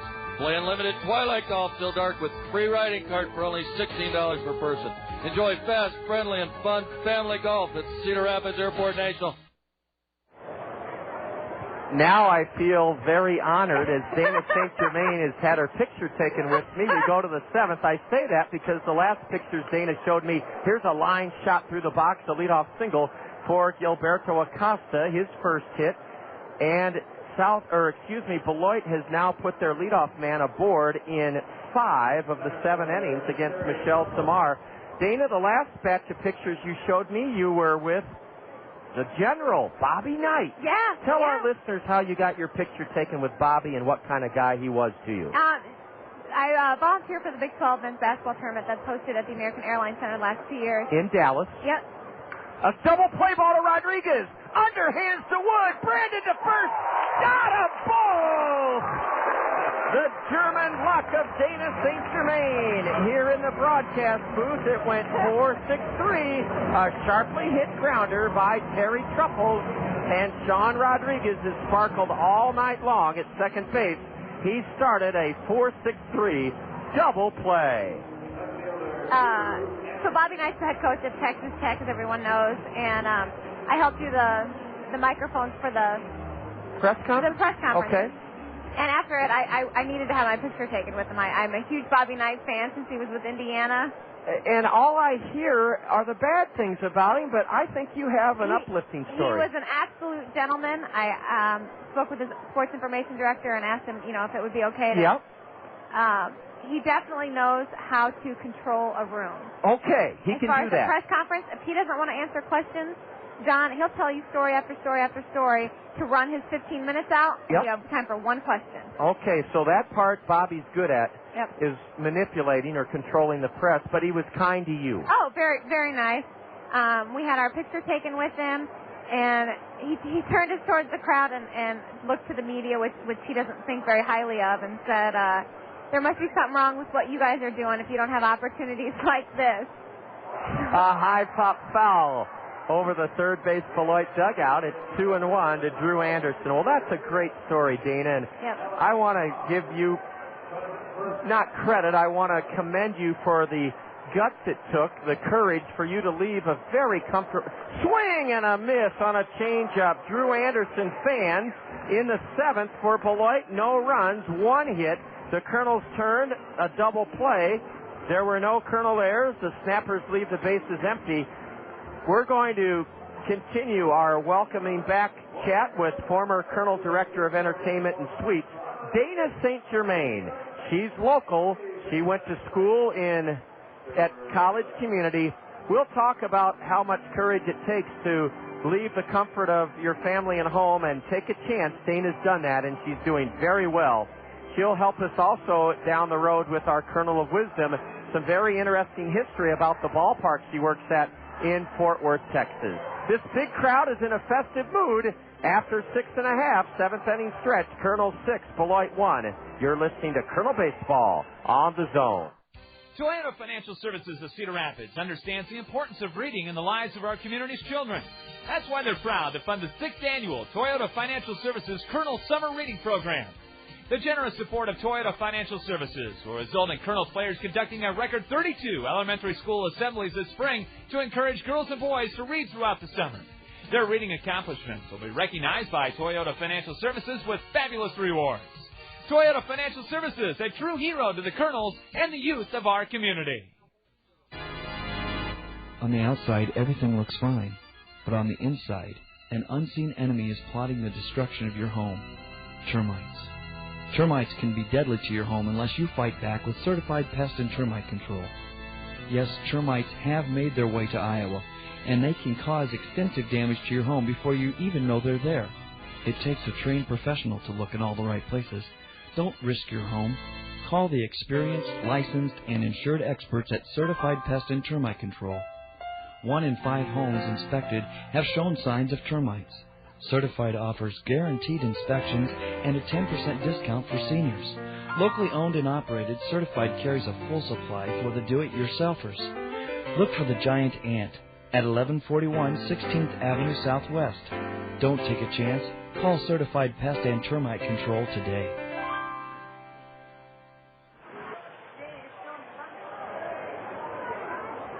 Bottom of the 7th inning. Dana St. Germain is with us visiting as ball 1 is delivered from lefty Dana Evelyn to Matt Brown. Dana left the Kernels, and Dana, you didn't immediately go to Fort Worth, Texas. You had some time in the NBA, and without bad-mouthing the experience in the NBA, it is different, isn't it? It was very hard, John. When you sell crowds like this, it's very easy to sell a $7 ticket to a family of 4. Yes. Or a $4 ticket. It was hard on my conscience to sell a third deck ticket for $12 to a family. And you're talking about New Orleans. Yes. A swing and a miss by Matt. It's 2-2. You're talking about working in the NBA where ticket prices are unfortunately not in line with what most regular folks can afford. No, and especially in New Orleans, that's a very hard market as far as either you have money or you don't. Yeah. And if you don't, the last thing you're going to spend your money on is courtside seats to a Hornets game. Swing and a miss by Matt, and 1 out in the 7th inning. And courtside seats, I'm guessing, Dana, would run about $125. Yeah. Yep. And when you have season ticket holders like Johnny Cochran, John Goodman, you can't. No. Your average family can't compete with that. That's awfully steep. Matt Moss, our broadcast assistant, and I were talking about his looking forward to seeing Jerry Seinfeld here at the Paramount Theater, and I said, I happened to guess what the neighborhood of the price was. I thought very reasonable for a star like Jerry Seinfeld, $65. Those NBA tickets are twice that much. Ball one inside to Brandon Wood, who's driven in 3 of the Kernels' 6 runs. Well, Dana, let's take a moment and reach into your pocket. You have some information about, I can't remember the name, Graveman Field? LaGrave. LaGrave Field. Paul LaGrave is who it's named after, LaGrave Field. It's in Fort Worth, Texas. And I found it, of all things, in a new book of mine called Roadside Baseball. I did not realize that Fort Worth, Texas had such a rich and famous heritage, including being a farm team, I believe, of the Brooklyn Dodgers. Yep. They were with the Dodgers for a while. They've had minor league baseball. They celebrated their 115th anniversary. A ground ball past third, and the third baseman throws the hustling Brandon Wood out for the second out of the 7th inning. Dana's introducing our Kernel of Wisdom, talking about baseball in her now new home city of Fort Worth, LaGrave Field. Now, who were some of the great Dodgers that went through that field? Anywhere from Pee Wee Reese to Duke Snyder, who we actually retired his jersey a couple weeks ago, and he was out at the ballpark. Duke Snyder was at LaGrave Field? Yep. Jackie Robinson came through during spring training. Babe Ruth, Lou Gehrig, Ty Cobb.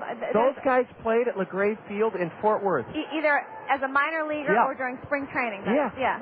Well, Dana, that's wonderful. Now, Fort Worth was without baseball, as it's 2-0 to Matt Abram for quite a time, and then the rebirth. Did they have to? Well, in a moment, I want you to compare the stadium in Fort Worth to this ballpark and any of the renovations they've had to do. Abram swings at a high fastball and misses strike one. Well, Don, the stadium burnt down in 1955. That was the original LaGrave Field. It burned. They played the very next day. It burned overnight from an electrical fire. Abram shoots one into the net, foul, strike two. With the steel structure still smoldering, they played the game the next day. The field was playable, so we played a game. 1955, people brought out lawn chairs, blankets. They watched the game. We celebrated the 55th anniversary of the burning of LaGrave Field. A curve and a swing and a miss. Dana, continue. On May 14th was the 55th anniversary. We held a vigil. We showed video that a firefighter had from 1955. Of the fire. Restored video of the fire and the smoldering structure of the stadium. It was really neat. Dana, because these innings are going so quickly, we're going to have you hang on for one more half inning. Then I know there's a lot of more nice folks you want to visit here tonight. But I want to ask you a little bit about your manager. That's another Kernel of Wisdom. And then just a little bit more about the main subject, LaGrave Field. Sure. We go to the top of the 8th inning. The Kernels lead 6-1. A new hurler coming on. We'll tell you about Alan Buckley in just a moment. 6-1 Kernels. You're listening to Kernel Baseball on the Zone. Are you cut out for adventure? The Seat Hoy Jewelers Zone ESPN Radio Couchette Diamond Treasure Hunt is on. Listen for clues right here on the Zone to unlock the location of the key phrase, hidden somewhere in Cedar Rapids. Plus, there are GPS coordinates for all you geocachers out there at thezone1600.com. Find the phrase, write it down on your official entry form, and you could win the rock that will melt your lady's heart, a Couchette cut diamond, the new shape for romance. The Couchette Diamond, valued at over $5,000, is on display at Seat Hoy Jewelers. Official rules and entry forms at Seat Hoy and online at thezone1600.com. You must be 18 years or older to enter. Take a chance at some serious bling-bling. Keep listening for key phrase clues. Discover their location, and you could win the Seat Hoy Jewelers Zone ESPN Radio Couchette Diamond Treasure Hunt. Sponsored by Seat Hoy Jewelers and the Zone ESPN Radio 1600 AM. The Zone salutes the women of Cedar Rapids with the Zone Babes. They're babelicious, baby. And you know, sports isn't all there is to life. The Zone Babes. This parade of pulchritude is as close as your computer. Check out this week's Zone Babe at thezone1600.com, your online home of local sports and other stuff. This stunning photo gallery of local lovelies is beautifully photographed by Clicks Photography Company. The Zone Babes, only at thezone1600.com. The Zone. What a fantastic lift 22-year-old right-hander Michelle Samar has given the Kernels tonight. Even though Beloit put their leadoff man on 5 of 7 times, Samar, 7 innings pitched, allowed 1 run on 8 hits, struck out 3, walked 1. A U.S. Cellular call to the Colonel bullpen brings in Alan Buckley. Alan has been unscored upon in his last 5 outings. He's really pitched sensational baseball for the Colonels. 6'6" right-hander Alan Buckley ready to face the middle of the Beloit order here in the top of the 8th inning. Dana St. Germain finishing up her much appreciated visit with us back from Fort Worth, Texas, where LaGrave Field is a historic site where players like Babe Ruth and Duke Snyder and Jackie Robinson played. And Dana, I wanted you, as Buckley delivers a curve for a strike to Lou Palmisano, to tell us a little bit about, we have this magnificent new stadium, and LaGrave Field has that 115-year heritage after the 1955 fire. It was rebuilt. How does it compare to our ballpark? Does it have a grandstand roof? It does. We don't have the second level.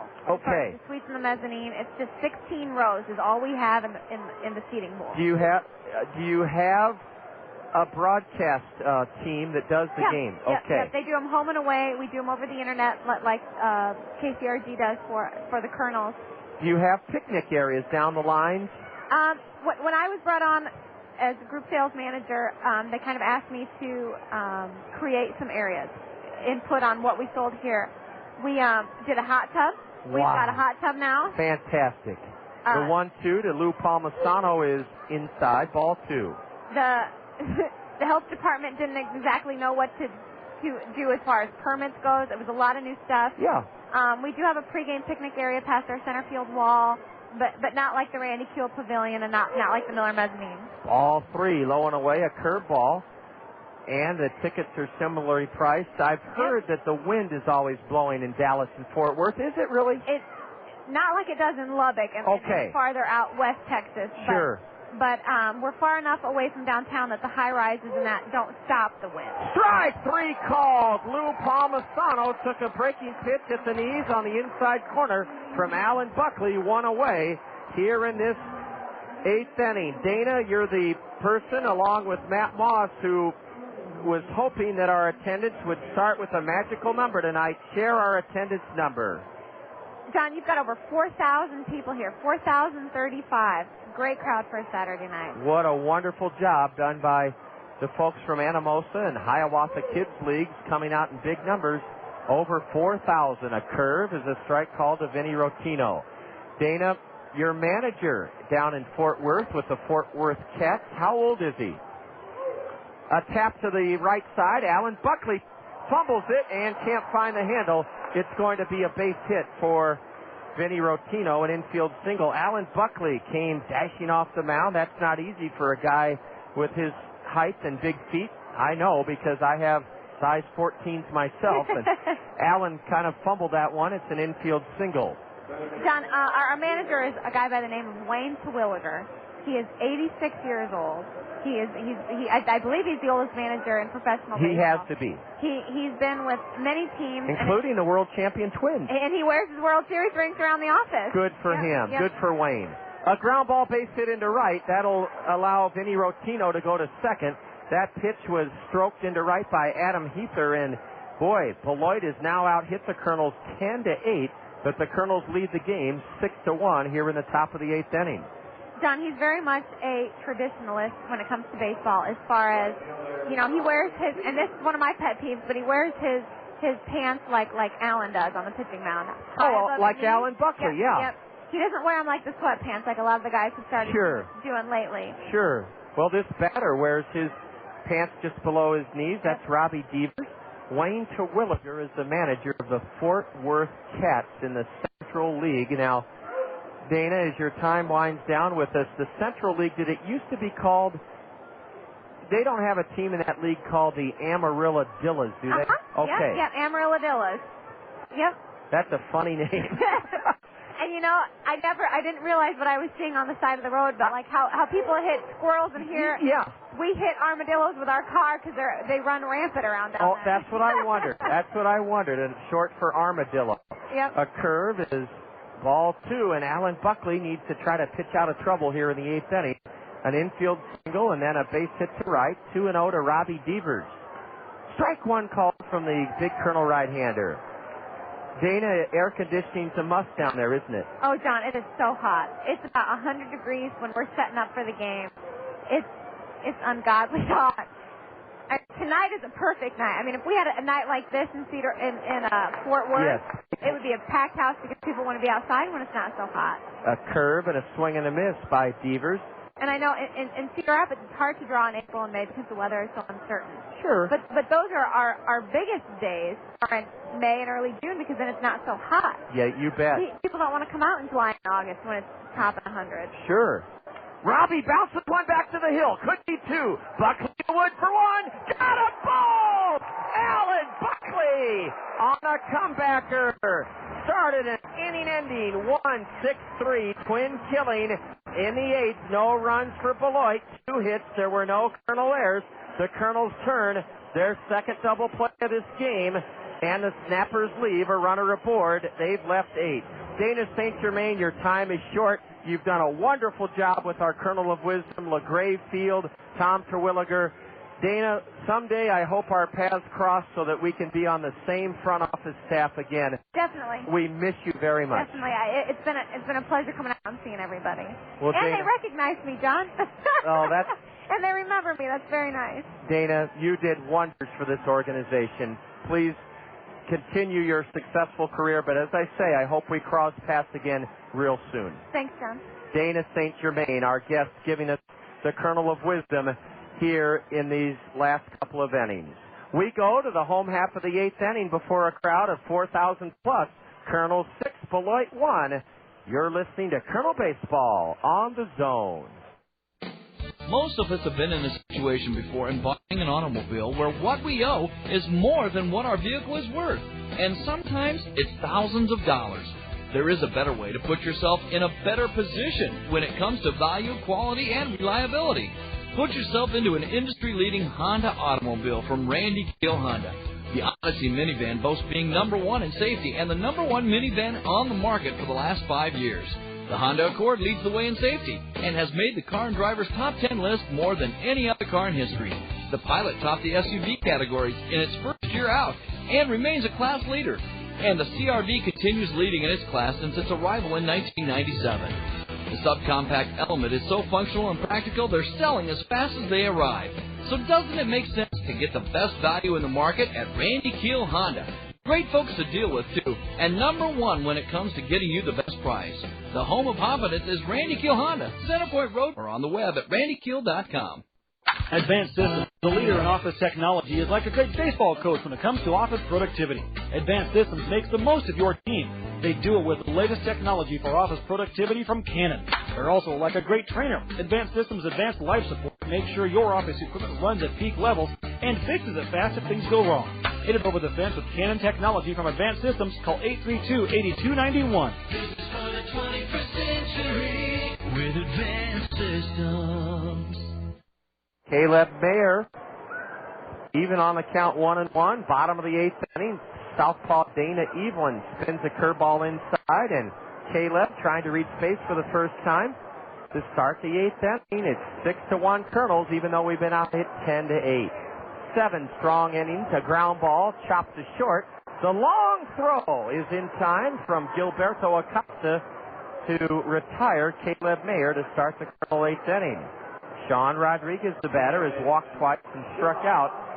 We'll give you a complete look at the State Farm Major League scoreboard as part of the Colonel Curtain call, but the Colonels are in the midst of a mad first-half pennant race with Kane County and Peoria, and Matt Moss has some very important updated scores concerning those two teams. Well, in that 3-team jumble atop the Western Division of the Midwest League, one of those 3 fell, and the Clinton Lumber Kings defeated the Peoria Chiefs 4-3. Swing and a miss by Rodriguez, and I think Sean's in the hole 0-2. The scoreboard says 1-1.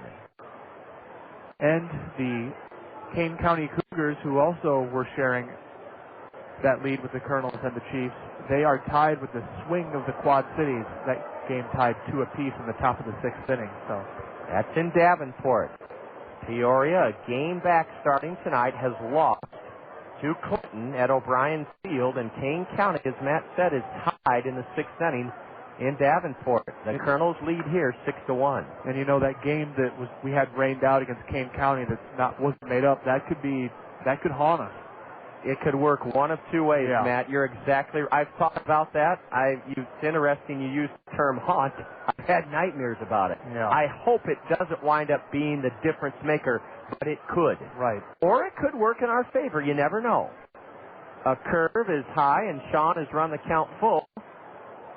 Evelyn delivers a good changeup and a swing and a miss by Rodriguez. 2 away quickly here in the Kernel 8th inning. The Kernels struck for 4 in the 3rd, sent 8 men to the plate, added a run in the 4th inning on an infield single by Bobby Wilson that scored Rodriguez, then made it 6-0 in the 5th inning on Brandon Wood's second home run of this series, his 8th of the year.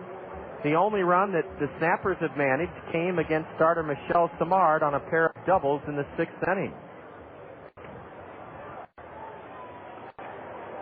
We'll have a look at the State Farm Major League Scoreboard, brought to you for the 9th consecutive season by State Farm Insurance agents Al Shetler, Lanny Peterson, Gary Schubat, and Dale Thompson.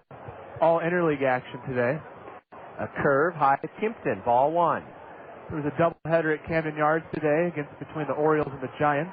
The Giants got the better of the Orioles in the first half, winning 9-6 in 11 innings, and they lead currently in the second half of that twin bill, 2-0 in the bottom of the 4th inning. The Dodgers crushed the Red Sox at Fenway Park, 14-5. At Kauffman Stadium, the Royals upended the Mets 4-3. At the Coliseum in Oakland, the A's defeated the Pirates 12-11. Nick Kimpton on a 2-1 pitch missed a good curveball, and Nick, trying to reach for the 4th straight time, is even on the count. 2 balls, 2 strikes. At Yankee Stadium, the Yankees edged the Padres 3-2. At the Sky Dome, the Blue Jays flew past the Diamondbacks 15-4. Here's a pitch drilled the other way into left by Nick Kimpton. He's had a perfect night. His second hit. He's walked twice. He scored a run, and the Colonel hit by the number 9 hitter. Nick Kimpton is the 9th of the night, and it brings up Quan Cosby here in the bottom of the 8th inning with 2 gone. The Colonel's ahead 6-1. At Tropicana Field, John, we discussed the Crime Dog. His Tampa Bay Devil Rays lead Colorado Rockies. They defeated the Colorado Rockies 10-7. At U.S. Cellular Field in Chicago, the White Sox hold a 10-8 lead over the Atlanta Braves in the top of the 9th inning. At Miller Park, the Brew Crew have a 7-4 lead over the Astros. That strikes me as odd because that's the only interleague game today. As you know, the National League has 2 more teams in the AL, so that's exactly right. They have to rotate that league play. And at Jacobs Field, the Tribe and the Reds are tied at 5 apiece in the bottom of the 8th. At Comerica Park, a meeting between Pudge and the Fish, the first time since he left after winning a World Series ring and I believe an MVP, and he left for more money.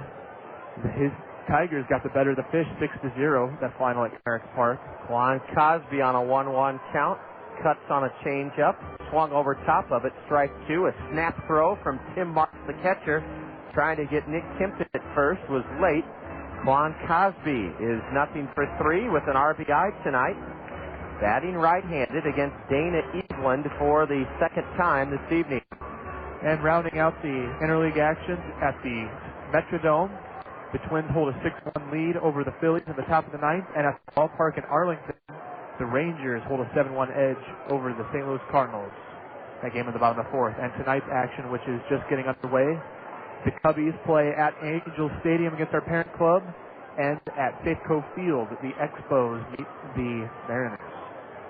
So that's a look at our State Farm Major League Scoreboard. The runner goes, and Quan misses on a good changeup that tailed away from him. Nick Kimpton was running, but Dana Eveland, with a terrific job in relief of Tommy Hawk, has completed 1, 2, 3, 4 and a third innings, in which he's given up just 1 run. Maybe he should have started the game as originally planned for Beloit. In the Colonel 8th inning, no runs, 1 hit, a 2-out single by Kimpton. There were no snapper errors. The Colonels leave a runner. We've stranded 7 Right-hander Aaron Pullen is coming on to work the ninth inning as the Kernels try to win for the ninth time out of their last 11 games. We go to the ninth, Kernels 6, Beloit 1. You're listening to Kernel Baseball on the Zone. For more than 70 years, Rockwell Collins has been dedicated to providing innovative and dependable aviation electronics and communication solutions worldwide. We also bring a dedication of excellence to our communities to help ensure growth and prosperity. The long-standing partnership between Rockwell Collins and the Kernels is one way we're enhancing the quality of life in our community and making Cedar Rapids the best place to live and work. Rockwell Collins and the Cedar Rapids Kernels, partners on and off the field. Benjamin Franklin once said, "Glass, china, and reputation are easily cracked, but never well mended." At Benjamin Franklin, the Punctual Plumber, we believe you deserve respect for favoring us with your business. We'll never forget that. That's why we do our best to give you service so special you'll want to tell your friends about it. We believe that honesty is the best policy. Benjamin Franklin said so. You know it. Our plumber will arrive at your house fully uniformed. You never have to wonder or fear who's at your door, because only the few, the best, and the talented can wear the Benjamin Franklin uniform. Our simple pricing system takes the panic out of calling a plumber. We give you the options first, and you grant approval before we do the work. There are never any surprises.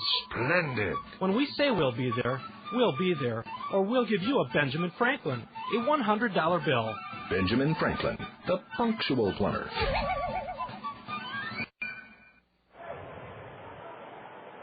Aaron Pullen has taken the mound, attempting the save for the Kernels. Pullen has a record of 5 wins and 1 loss, 1 save through 19 games, 19 appearances.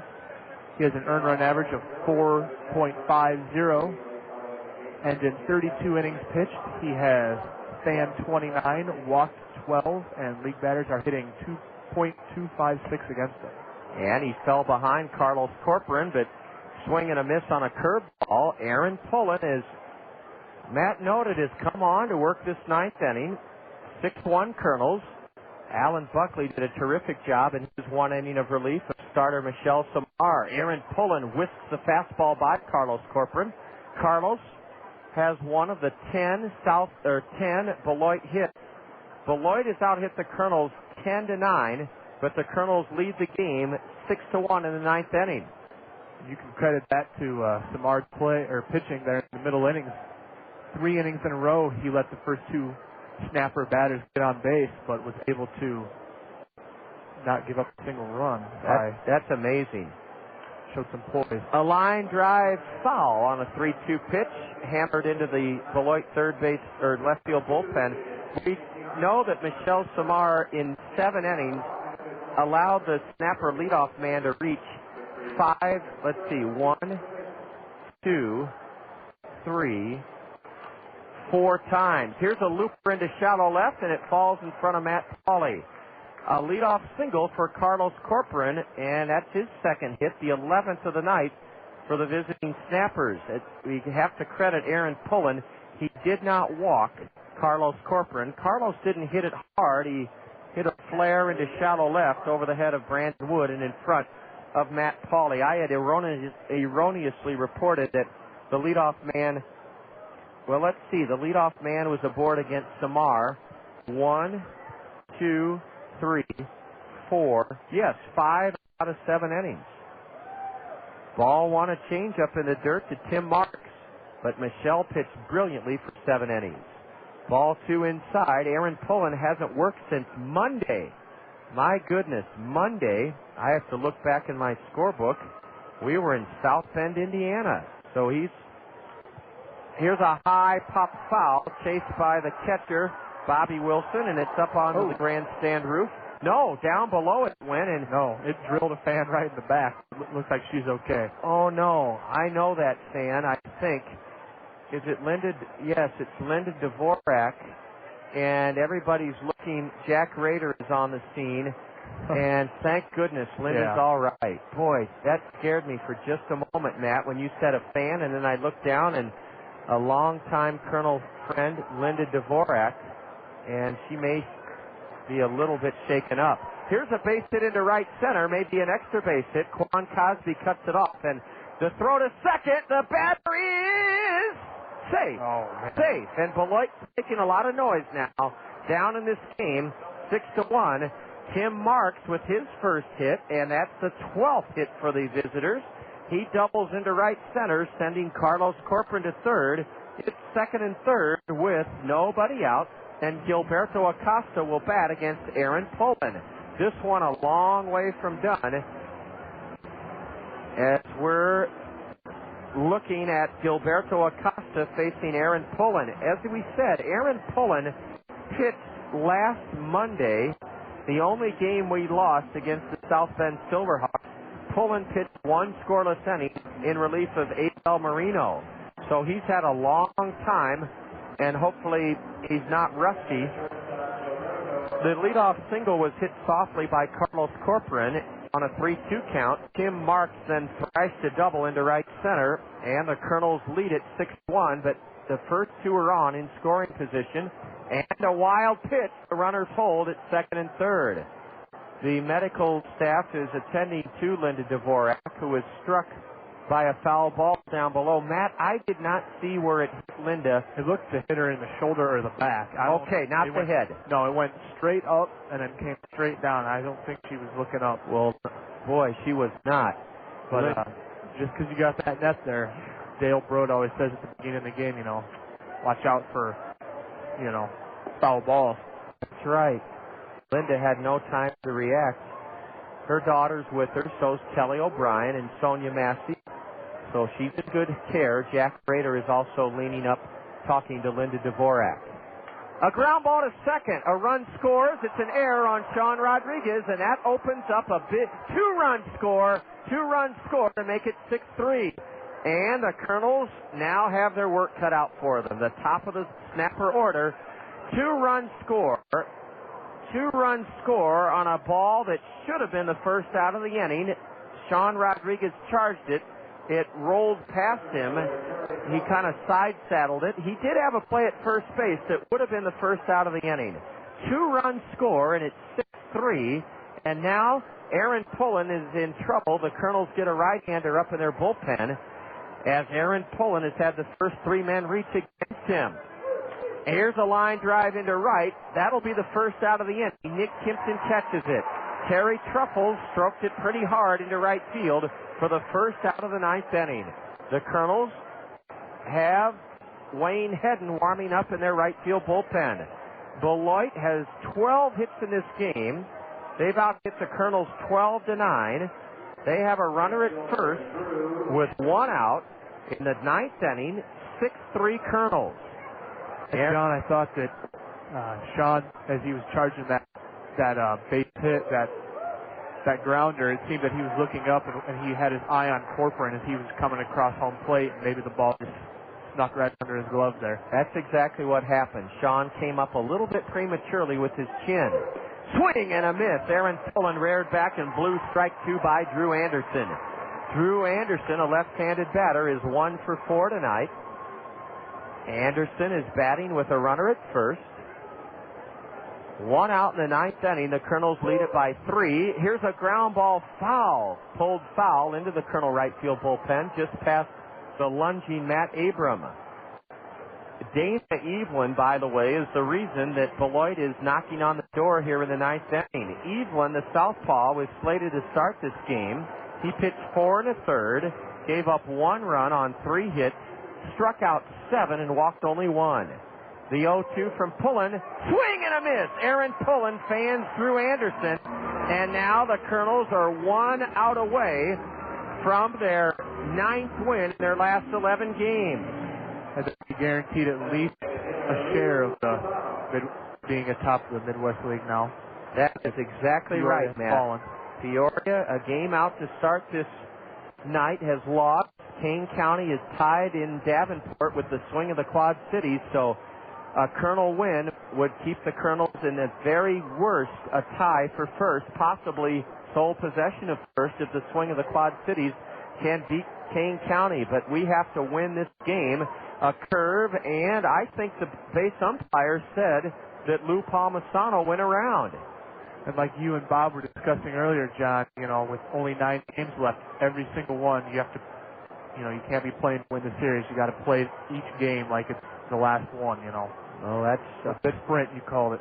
Yes, that's right. Bob Brooks made a very astute point when he said on Brooks at Bat on the dugout interview that the Kernels truly need every game down the stretch to win the first half. The scoreboard says 2-0. I suppose it is 2-0 to Palmisano. Now a strike. I'm going to look at plate umpire Greg Tucker. I think the count's 1-2. The scoreboard says 2 balls, 1 strike. So well, I can't tell. And with the crowd as large as it is and a lot on the line, this game had a really electric atmosphere too, I think, John. And I think we'll continue to see. There's strike 2. We'll continue to see it the rest of the summer. Now some of the crowd, as Matt described it, electric, they're on their feet. The Kernels are within an out of the strike. The deuces are wild, as you have to say. 2 strikes, 2 balls, 2 strikes, 2 out. A looper down the right side. Rodriguez on the run! Rodriguez on the run! Made the grab! And the Kernels win another one! 6-3! A diving catch! Putting towards the right field line by Sean Rodriguez on a Texas League looper off the bat of Lou Palmisano, and a terrific diving headlong catch by second baseman Sean Rodriguez. He had to go way out into right field in fair ground. He dove and he caught that ball on a headlong sprawl. The crowd's reaction told it all. The Kernels have won 3 straight against Beloit. The Kernels have captured their 9th win in their last 11 games. In the 9th inning for Beloit, 2 runs. On 2 hits, 1 Kernel error. The Snappers leave a runner. They stranded 9. Kernel 6, Snappers 3. You're listening to Kernel Baseball on the Zone. Quiznos Kernels Kids Club members. Did you know that your Quiznos Kernels Kids Club membership card is good for more than just great deals at the ballpark? That's right. By showing your Quiznos Kernels Kids Club membership card at any of the Cedar Rapids Quiznos, you'll receive a free small drink when you buy a Quiznos sub. That's a free small drink with the purchase of a Quiznos sub when you show your Quiznos Kernels Kids Club card. Quiznos. Toasty. Summertime means Kernels baseball. Sunlight until 9 o'clock. Watermelon and lemonade. Taking the kids to the swimming pool, and a host of other leisurely pursuits. Comfort Solutions by Banks stands ready to ensure that your family stays cool when you're busy with all of your summer fun. Comfort Solutions by Banks are your indoor comfort specialists. With all of the fun activities that fill up your summer, it's comforting to know that the Comfort Solutions by Banks family can take care of your family. Comfort Solutions by Banks is proud to offer your family personal and caring service. If something goes unexpectedly wrong with your home's cooling system, you can count on Comfort Solutions by Banks to provide you with courteous and professional service under any circumstance.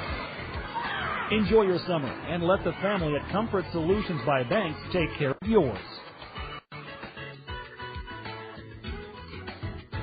All roads lead to the Cedar Rapids Museum of Art for the spectacular exhibit of more than 200 treasures from ancient Rome. Art in Roman life, villa to grave, is installed in a stunning setting that emulates a Roman villa. Decorated with precious art and artifacts, many of these works are on display for the first time since their discovery. Step back 2,000 years to experience the world as seen through the eyes of the Romans. Art in Roman life, villa to grave, now at the Cedar Rapids Museum of Art. The Freedom Festival presents Concert Weekend at Kirkwood. Nothing but fun, food, fireworks, and of course, great music. Here's Starship with Nicky Thomas and ETO, Friday, June 25th at Wells Fargo Concert Night. Saturday, June 26th is Cedar Rapids Symphony Night with Christian T. Meyer. Special guest, the U.S. Marine Band. Admission is only $6 each night with a Freedom Festival button. Kids under 6, free. Visit freedomfestival.com for details. It's time for the Kernels Curtain Call, right here on the Zone, ESPN Radio 1600 AM.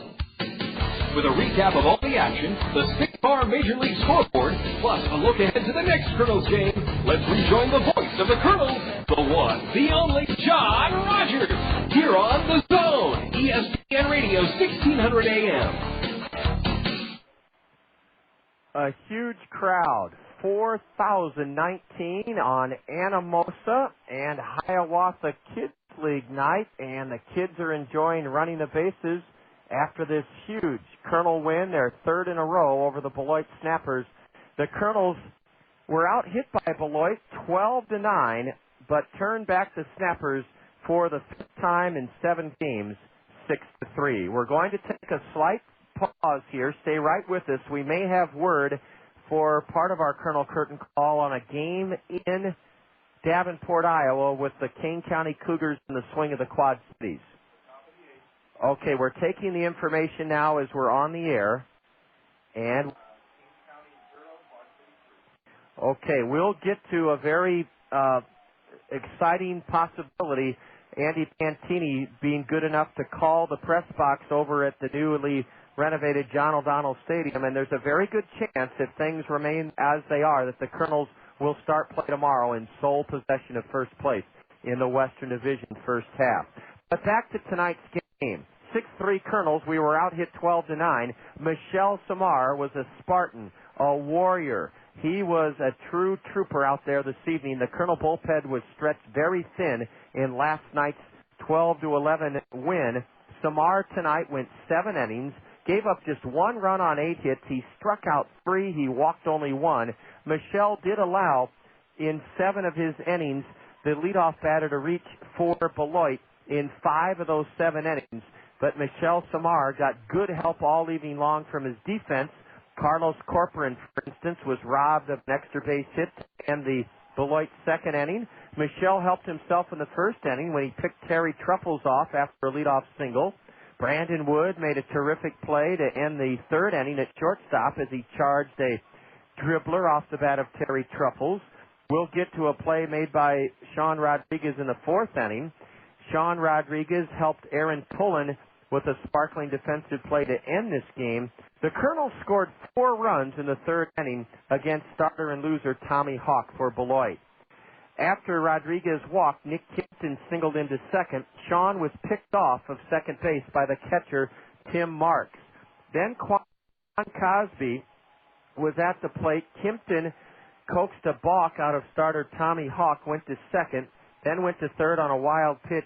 Cosby's tap to the right side. Vinny Rottino, the drawn-in infielder, threw home, not in time to get Kimpton, who scored standing up 1-0 Kernels. Paulie made the second out of the inning by flying to right. Bobby Wilson walked. Matt Brown then looped a single into right to score Cosby and make it 2-0. Brandon Wood then crushed a double over the head of the center fielder Terry Truffles to bring in both Bobby Wilson and Matt Brown, and the Kernels led it 4-0 after 3 innings. They added a run in the bottom of the fourth inning on a 2-out infield single by Bobby Wilson that brought home Sean Rodriguez, and they made it 6-0 in the fifth inning on Brandon Wood's second home run of the series, his 8th of the year. Beloit scored their only run on a pair of doubles in the sixth inning off starter Michel Samar, and then took advantage of putting their first 2 men on and an error at second base in the ninth inning to make it interesting. They scored 2 runs, and Aaron Pullen was able to get the final 3 outs. For the Kernels, 6 runs, 9 hits, 1 error. We left 9. Beloit, 3 runs, 12 hits, no errors. They stranded. Well, check that. For the Kernels, 6 runs, 9 hits, 1 error. The Kernels left 7. For Beloit, 3 runs, 12 hits, no errors. They left 9. The winning pitcher, Michel Samar, is 5-3. The loser was the starter for Beloit, Tommy Hawk. He's 0-2, 0-2. The game was played before a boisterous, raucous, fun-loving crowd of 4,019, and it only took 2 hours and 28 minutes. We'll continue with our Kernel Curtain call in a moment. Next up, the Liberty Bank star plays of the game. You're tuned to Kernel Baseball on The Zone. It's one of those rituals of summer, mowing the yard. And when you're done, what do you do with the clippings? Well, your friends at Cedar Rapids Solid Waste and Recycling encourage you to leave those clippings on your lawn. This practice is called grass cycling. And it reduces your lawn's fertilizer needs because those clippings contain nitrogen, phosphorus, and potassium. Grass cycling also helps crowd out weeds and build a healthier lawn. When you leave those clippings on your lawn, you reduce waste and save landfill space. Whether you're a serious athlete or a weekend warrior, injuries can take you out of your game. Smart athletes know that Physiotherapy Associates in Cedar Rapids are the experts in the treatment and prevention of sport-related injuries. Our expert staff serves the metro and surrounding area high school athletes. Physiotherapy Associates of Cedar Rapids, the smart choice in sports medicine. Call us at 398-1569. That's 398-1569. We'll get you back in your game today. This big crowd of over 4,000 enjoying, the kids are at least, from Anamosa and Hiawatha running the bases after the game. 4,019 saw the Kernels out hit 12-9, but the Kernels streaked to their 9th win in their last 11 games, a 6-3 triumph over the Beloit Snappers. I've got Quad City on my mind because in just a moment, as part of our State Farm Major League scoreboard, we have some very good news concerning the team that we were tied with, the Kane County Cougars, and the team a game behind us, the Peoria Chiefs. But we'll get to that good news in a moment. First of all, though, our Liberty Bank Star Plays of the Game, brought to you by Iowa's fastest-growing community bank, Liberty Bank. The Kernels had Nick Kimpton at third with one out in the third inning, a scoreless game. Quan Cosby at the plate. Here's our first Liberty Bank Star Play of the Game. The infield's in for the Snappers. And a tap to second. Kimpton will try to score. He does! A bad throw by Vinny Rottino. Kimpton scores standing up. 1-0. Yes, on the tap to the right side by Quan Cosby. The Kernels would add 3 more runs in that third inning to lead 4-0. Beloit had base runners all over the place against starter Michelle Samar. They put their leadoff man on 5 out of 7 innings against the Kernel winner tonight. And they had runners at first and third with nobody out in the 4th inning. A great chance for the Snappers to climb back into the game. Runners at the corners, nobody out, 4th inning. Michelle Samar got the next 2 Beloit hitters, but they had Robbie Devers at the plate with runners at the corners and 2 out. Here's our second Liberty Bank Star Play of the Game. A curve is placed behind second, and Rodriguez one-hands it and then throws to second to force the runner Palmisano. What a play by Sean Rodriguez. As he had to go to his right behind second on a one-hop smash by Robbie Devers, Rodriguez made the play for the force at second, and Michelle Samar, with great help from his defense, got out of that 4th inning jam. The Kernels gave up a couple of runs in the top of the 9th inning. Beloit was on the threshold of tying the game, perhaps. They had a runner at first, 2 out. Lou Palmisano, the batter. Here's our third and final Liberty Bank Star Play of the Game. A looper down the right side. Rodriguez on the run! Rodriguez on the run! Made the grab! And the Kernels win another one! 6-3! A diving catch! Pretty towards the right field line by Sean Rodriguez on a Texas League looper off the bat of Lou Palmisano, and a terrific diving headlong catch by second baseman Sean Rodriguez brought an end to the game. That's our third and final Liberty Bank Star Play of the Game. 6-3 Kernels. Up next on the Colonel Curtain Call, a complete look at the State Farm Major League scoreboard, including scores from the Midwest League. This is Colonel Baseball on the Zone. Kernels fans, your Cedar Rapids Taco Bell restaurants have something new for you to hear about this season. A Taco Bell 10 spot. When the Kernels score 10 or more runs in any game this season, you'll score beef tacos for just 39 cents the very next day at any Cedar Rapids Taco Bell. That's a savings of 50 cents per taco, limit 10 per customer. Remember, when the Kernels put up a Taco Bell 10 spot by plating 10 or more runs in any game, you get up to 10 39-cent beef tacos the very next day at any Cedar Rapids Taco Bell. None of us can do anything about a bad day, but we can make certain nothing happens to all of our tomorrows. Take everything out of the hands of chance with a well-planned insurance program tailored specifically to your needs. Phil Andrews, your local Pekin insurance agent at Weidenhammer Andrews Agency, is an expert in insurance matters. Phil Andrews will develop the right insurance plan for your home, car, business, and life. Depend on Phil Andrews, your hometown professional with Pekin Insurance. Matt Moss and I reflecting on how much more exciting and fun it is, not only when the Kernels won like they did tonight, but they did it before a boisterous, electrified crowd of over 4,019 here to see the Kernels win their third in a row over Beloit, their ninth victory in their last 11 games. The Kernels are making a strong push to win the Western Division first half title. We'll have a little more on that in a minute. In fact, let's start with our State Farm Major League scoreboard. Matt, you'll acknowledge our State Farm insurance agents, and let's get to the Midwest League scores first concerning Kane County and Peoria. Well, John, I erroneously reported earlier that the swing of the Quad Cities and the Kane County Cougars were tied at 2 runs apiece. In reality, the swing hold a 3-0 advantage over the Cougars in the top of the 8th. I repeat that the swing of the Quad Cities hold a 3-0 lead over the Kane County Cougars in the top of the 8th inning. Also, the Clinton Lumber Kings down to the Peoria Chiefs by a score of 4-3 at O'Brien Stadium. So I guess that means if things continue as they are, we will wake up in the morning holding sole possession of the West Division of the Midwest League. Right. If things hold, right, Matt, we would be a game ahead of Kane County and 2 up on Peoria. Right. That's exactly right. And now for a look at the State Farm Major League scoreboard, brought to you for the ninth season by Dale Thompson, Al Scheffler, Lanny Peterson, Gary Schubat. A lot of finals and interleague play today. There was a doubleheader at Camden Yards. The Giants took down the Orioles 9-6 in 11 innings in the first half of that twin bill, and they're tied at 2 runs apiece in the top of the 6th in the second game. At Fenway Park, the Dodgers crushed the Red Sox 14-5. At Kauffman Stadium, the Royals upended the Mets 4-3. At the Coliseum in Oakland, the A's beat the Pirates 12-11. At Yankee Stadium, the Bombers beat the Padres 3-2. At Sky Dome, the Blue Jays smashed the Diamondbacks 15-4. At Tropicana Field, the Devil Rays defeated the Rockies 10-7. At U.S. Cellular Field, the Chicago White Sox slipped past the Atlanta Braves 10-8. At Miller Park, the only game that wasn't in interleague action today, the Brewers beat the Astros 7-4. At Jacobs Field, the Tribe defeated the Reds 8-7.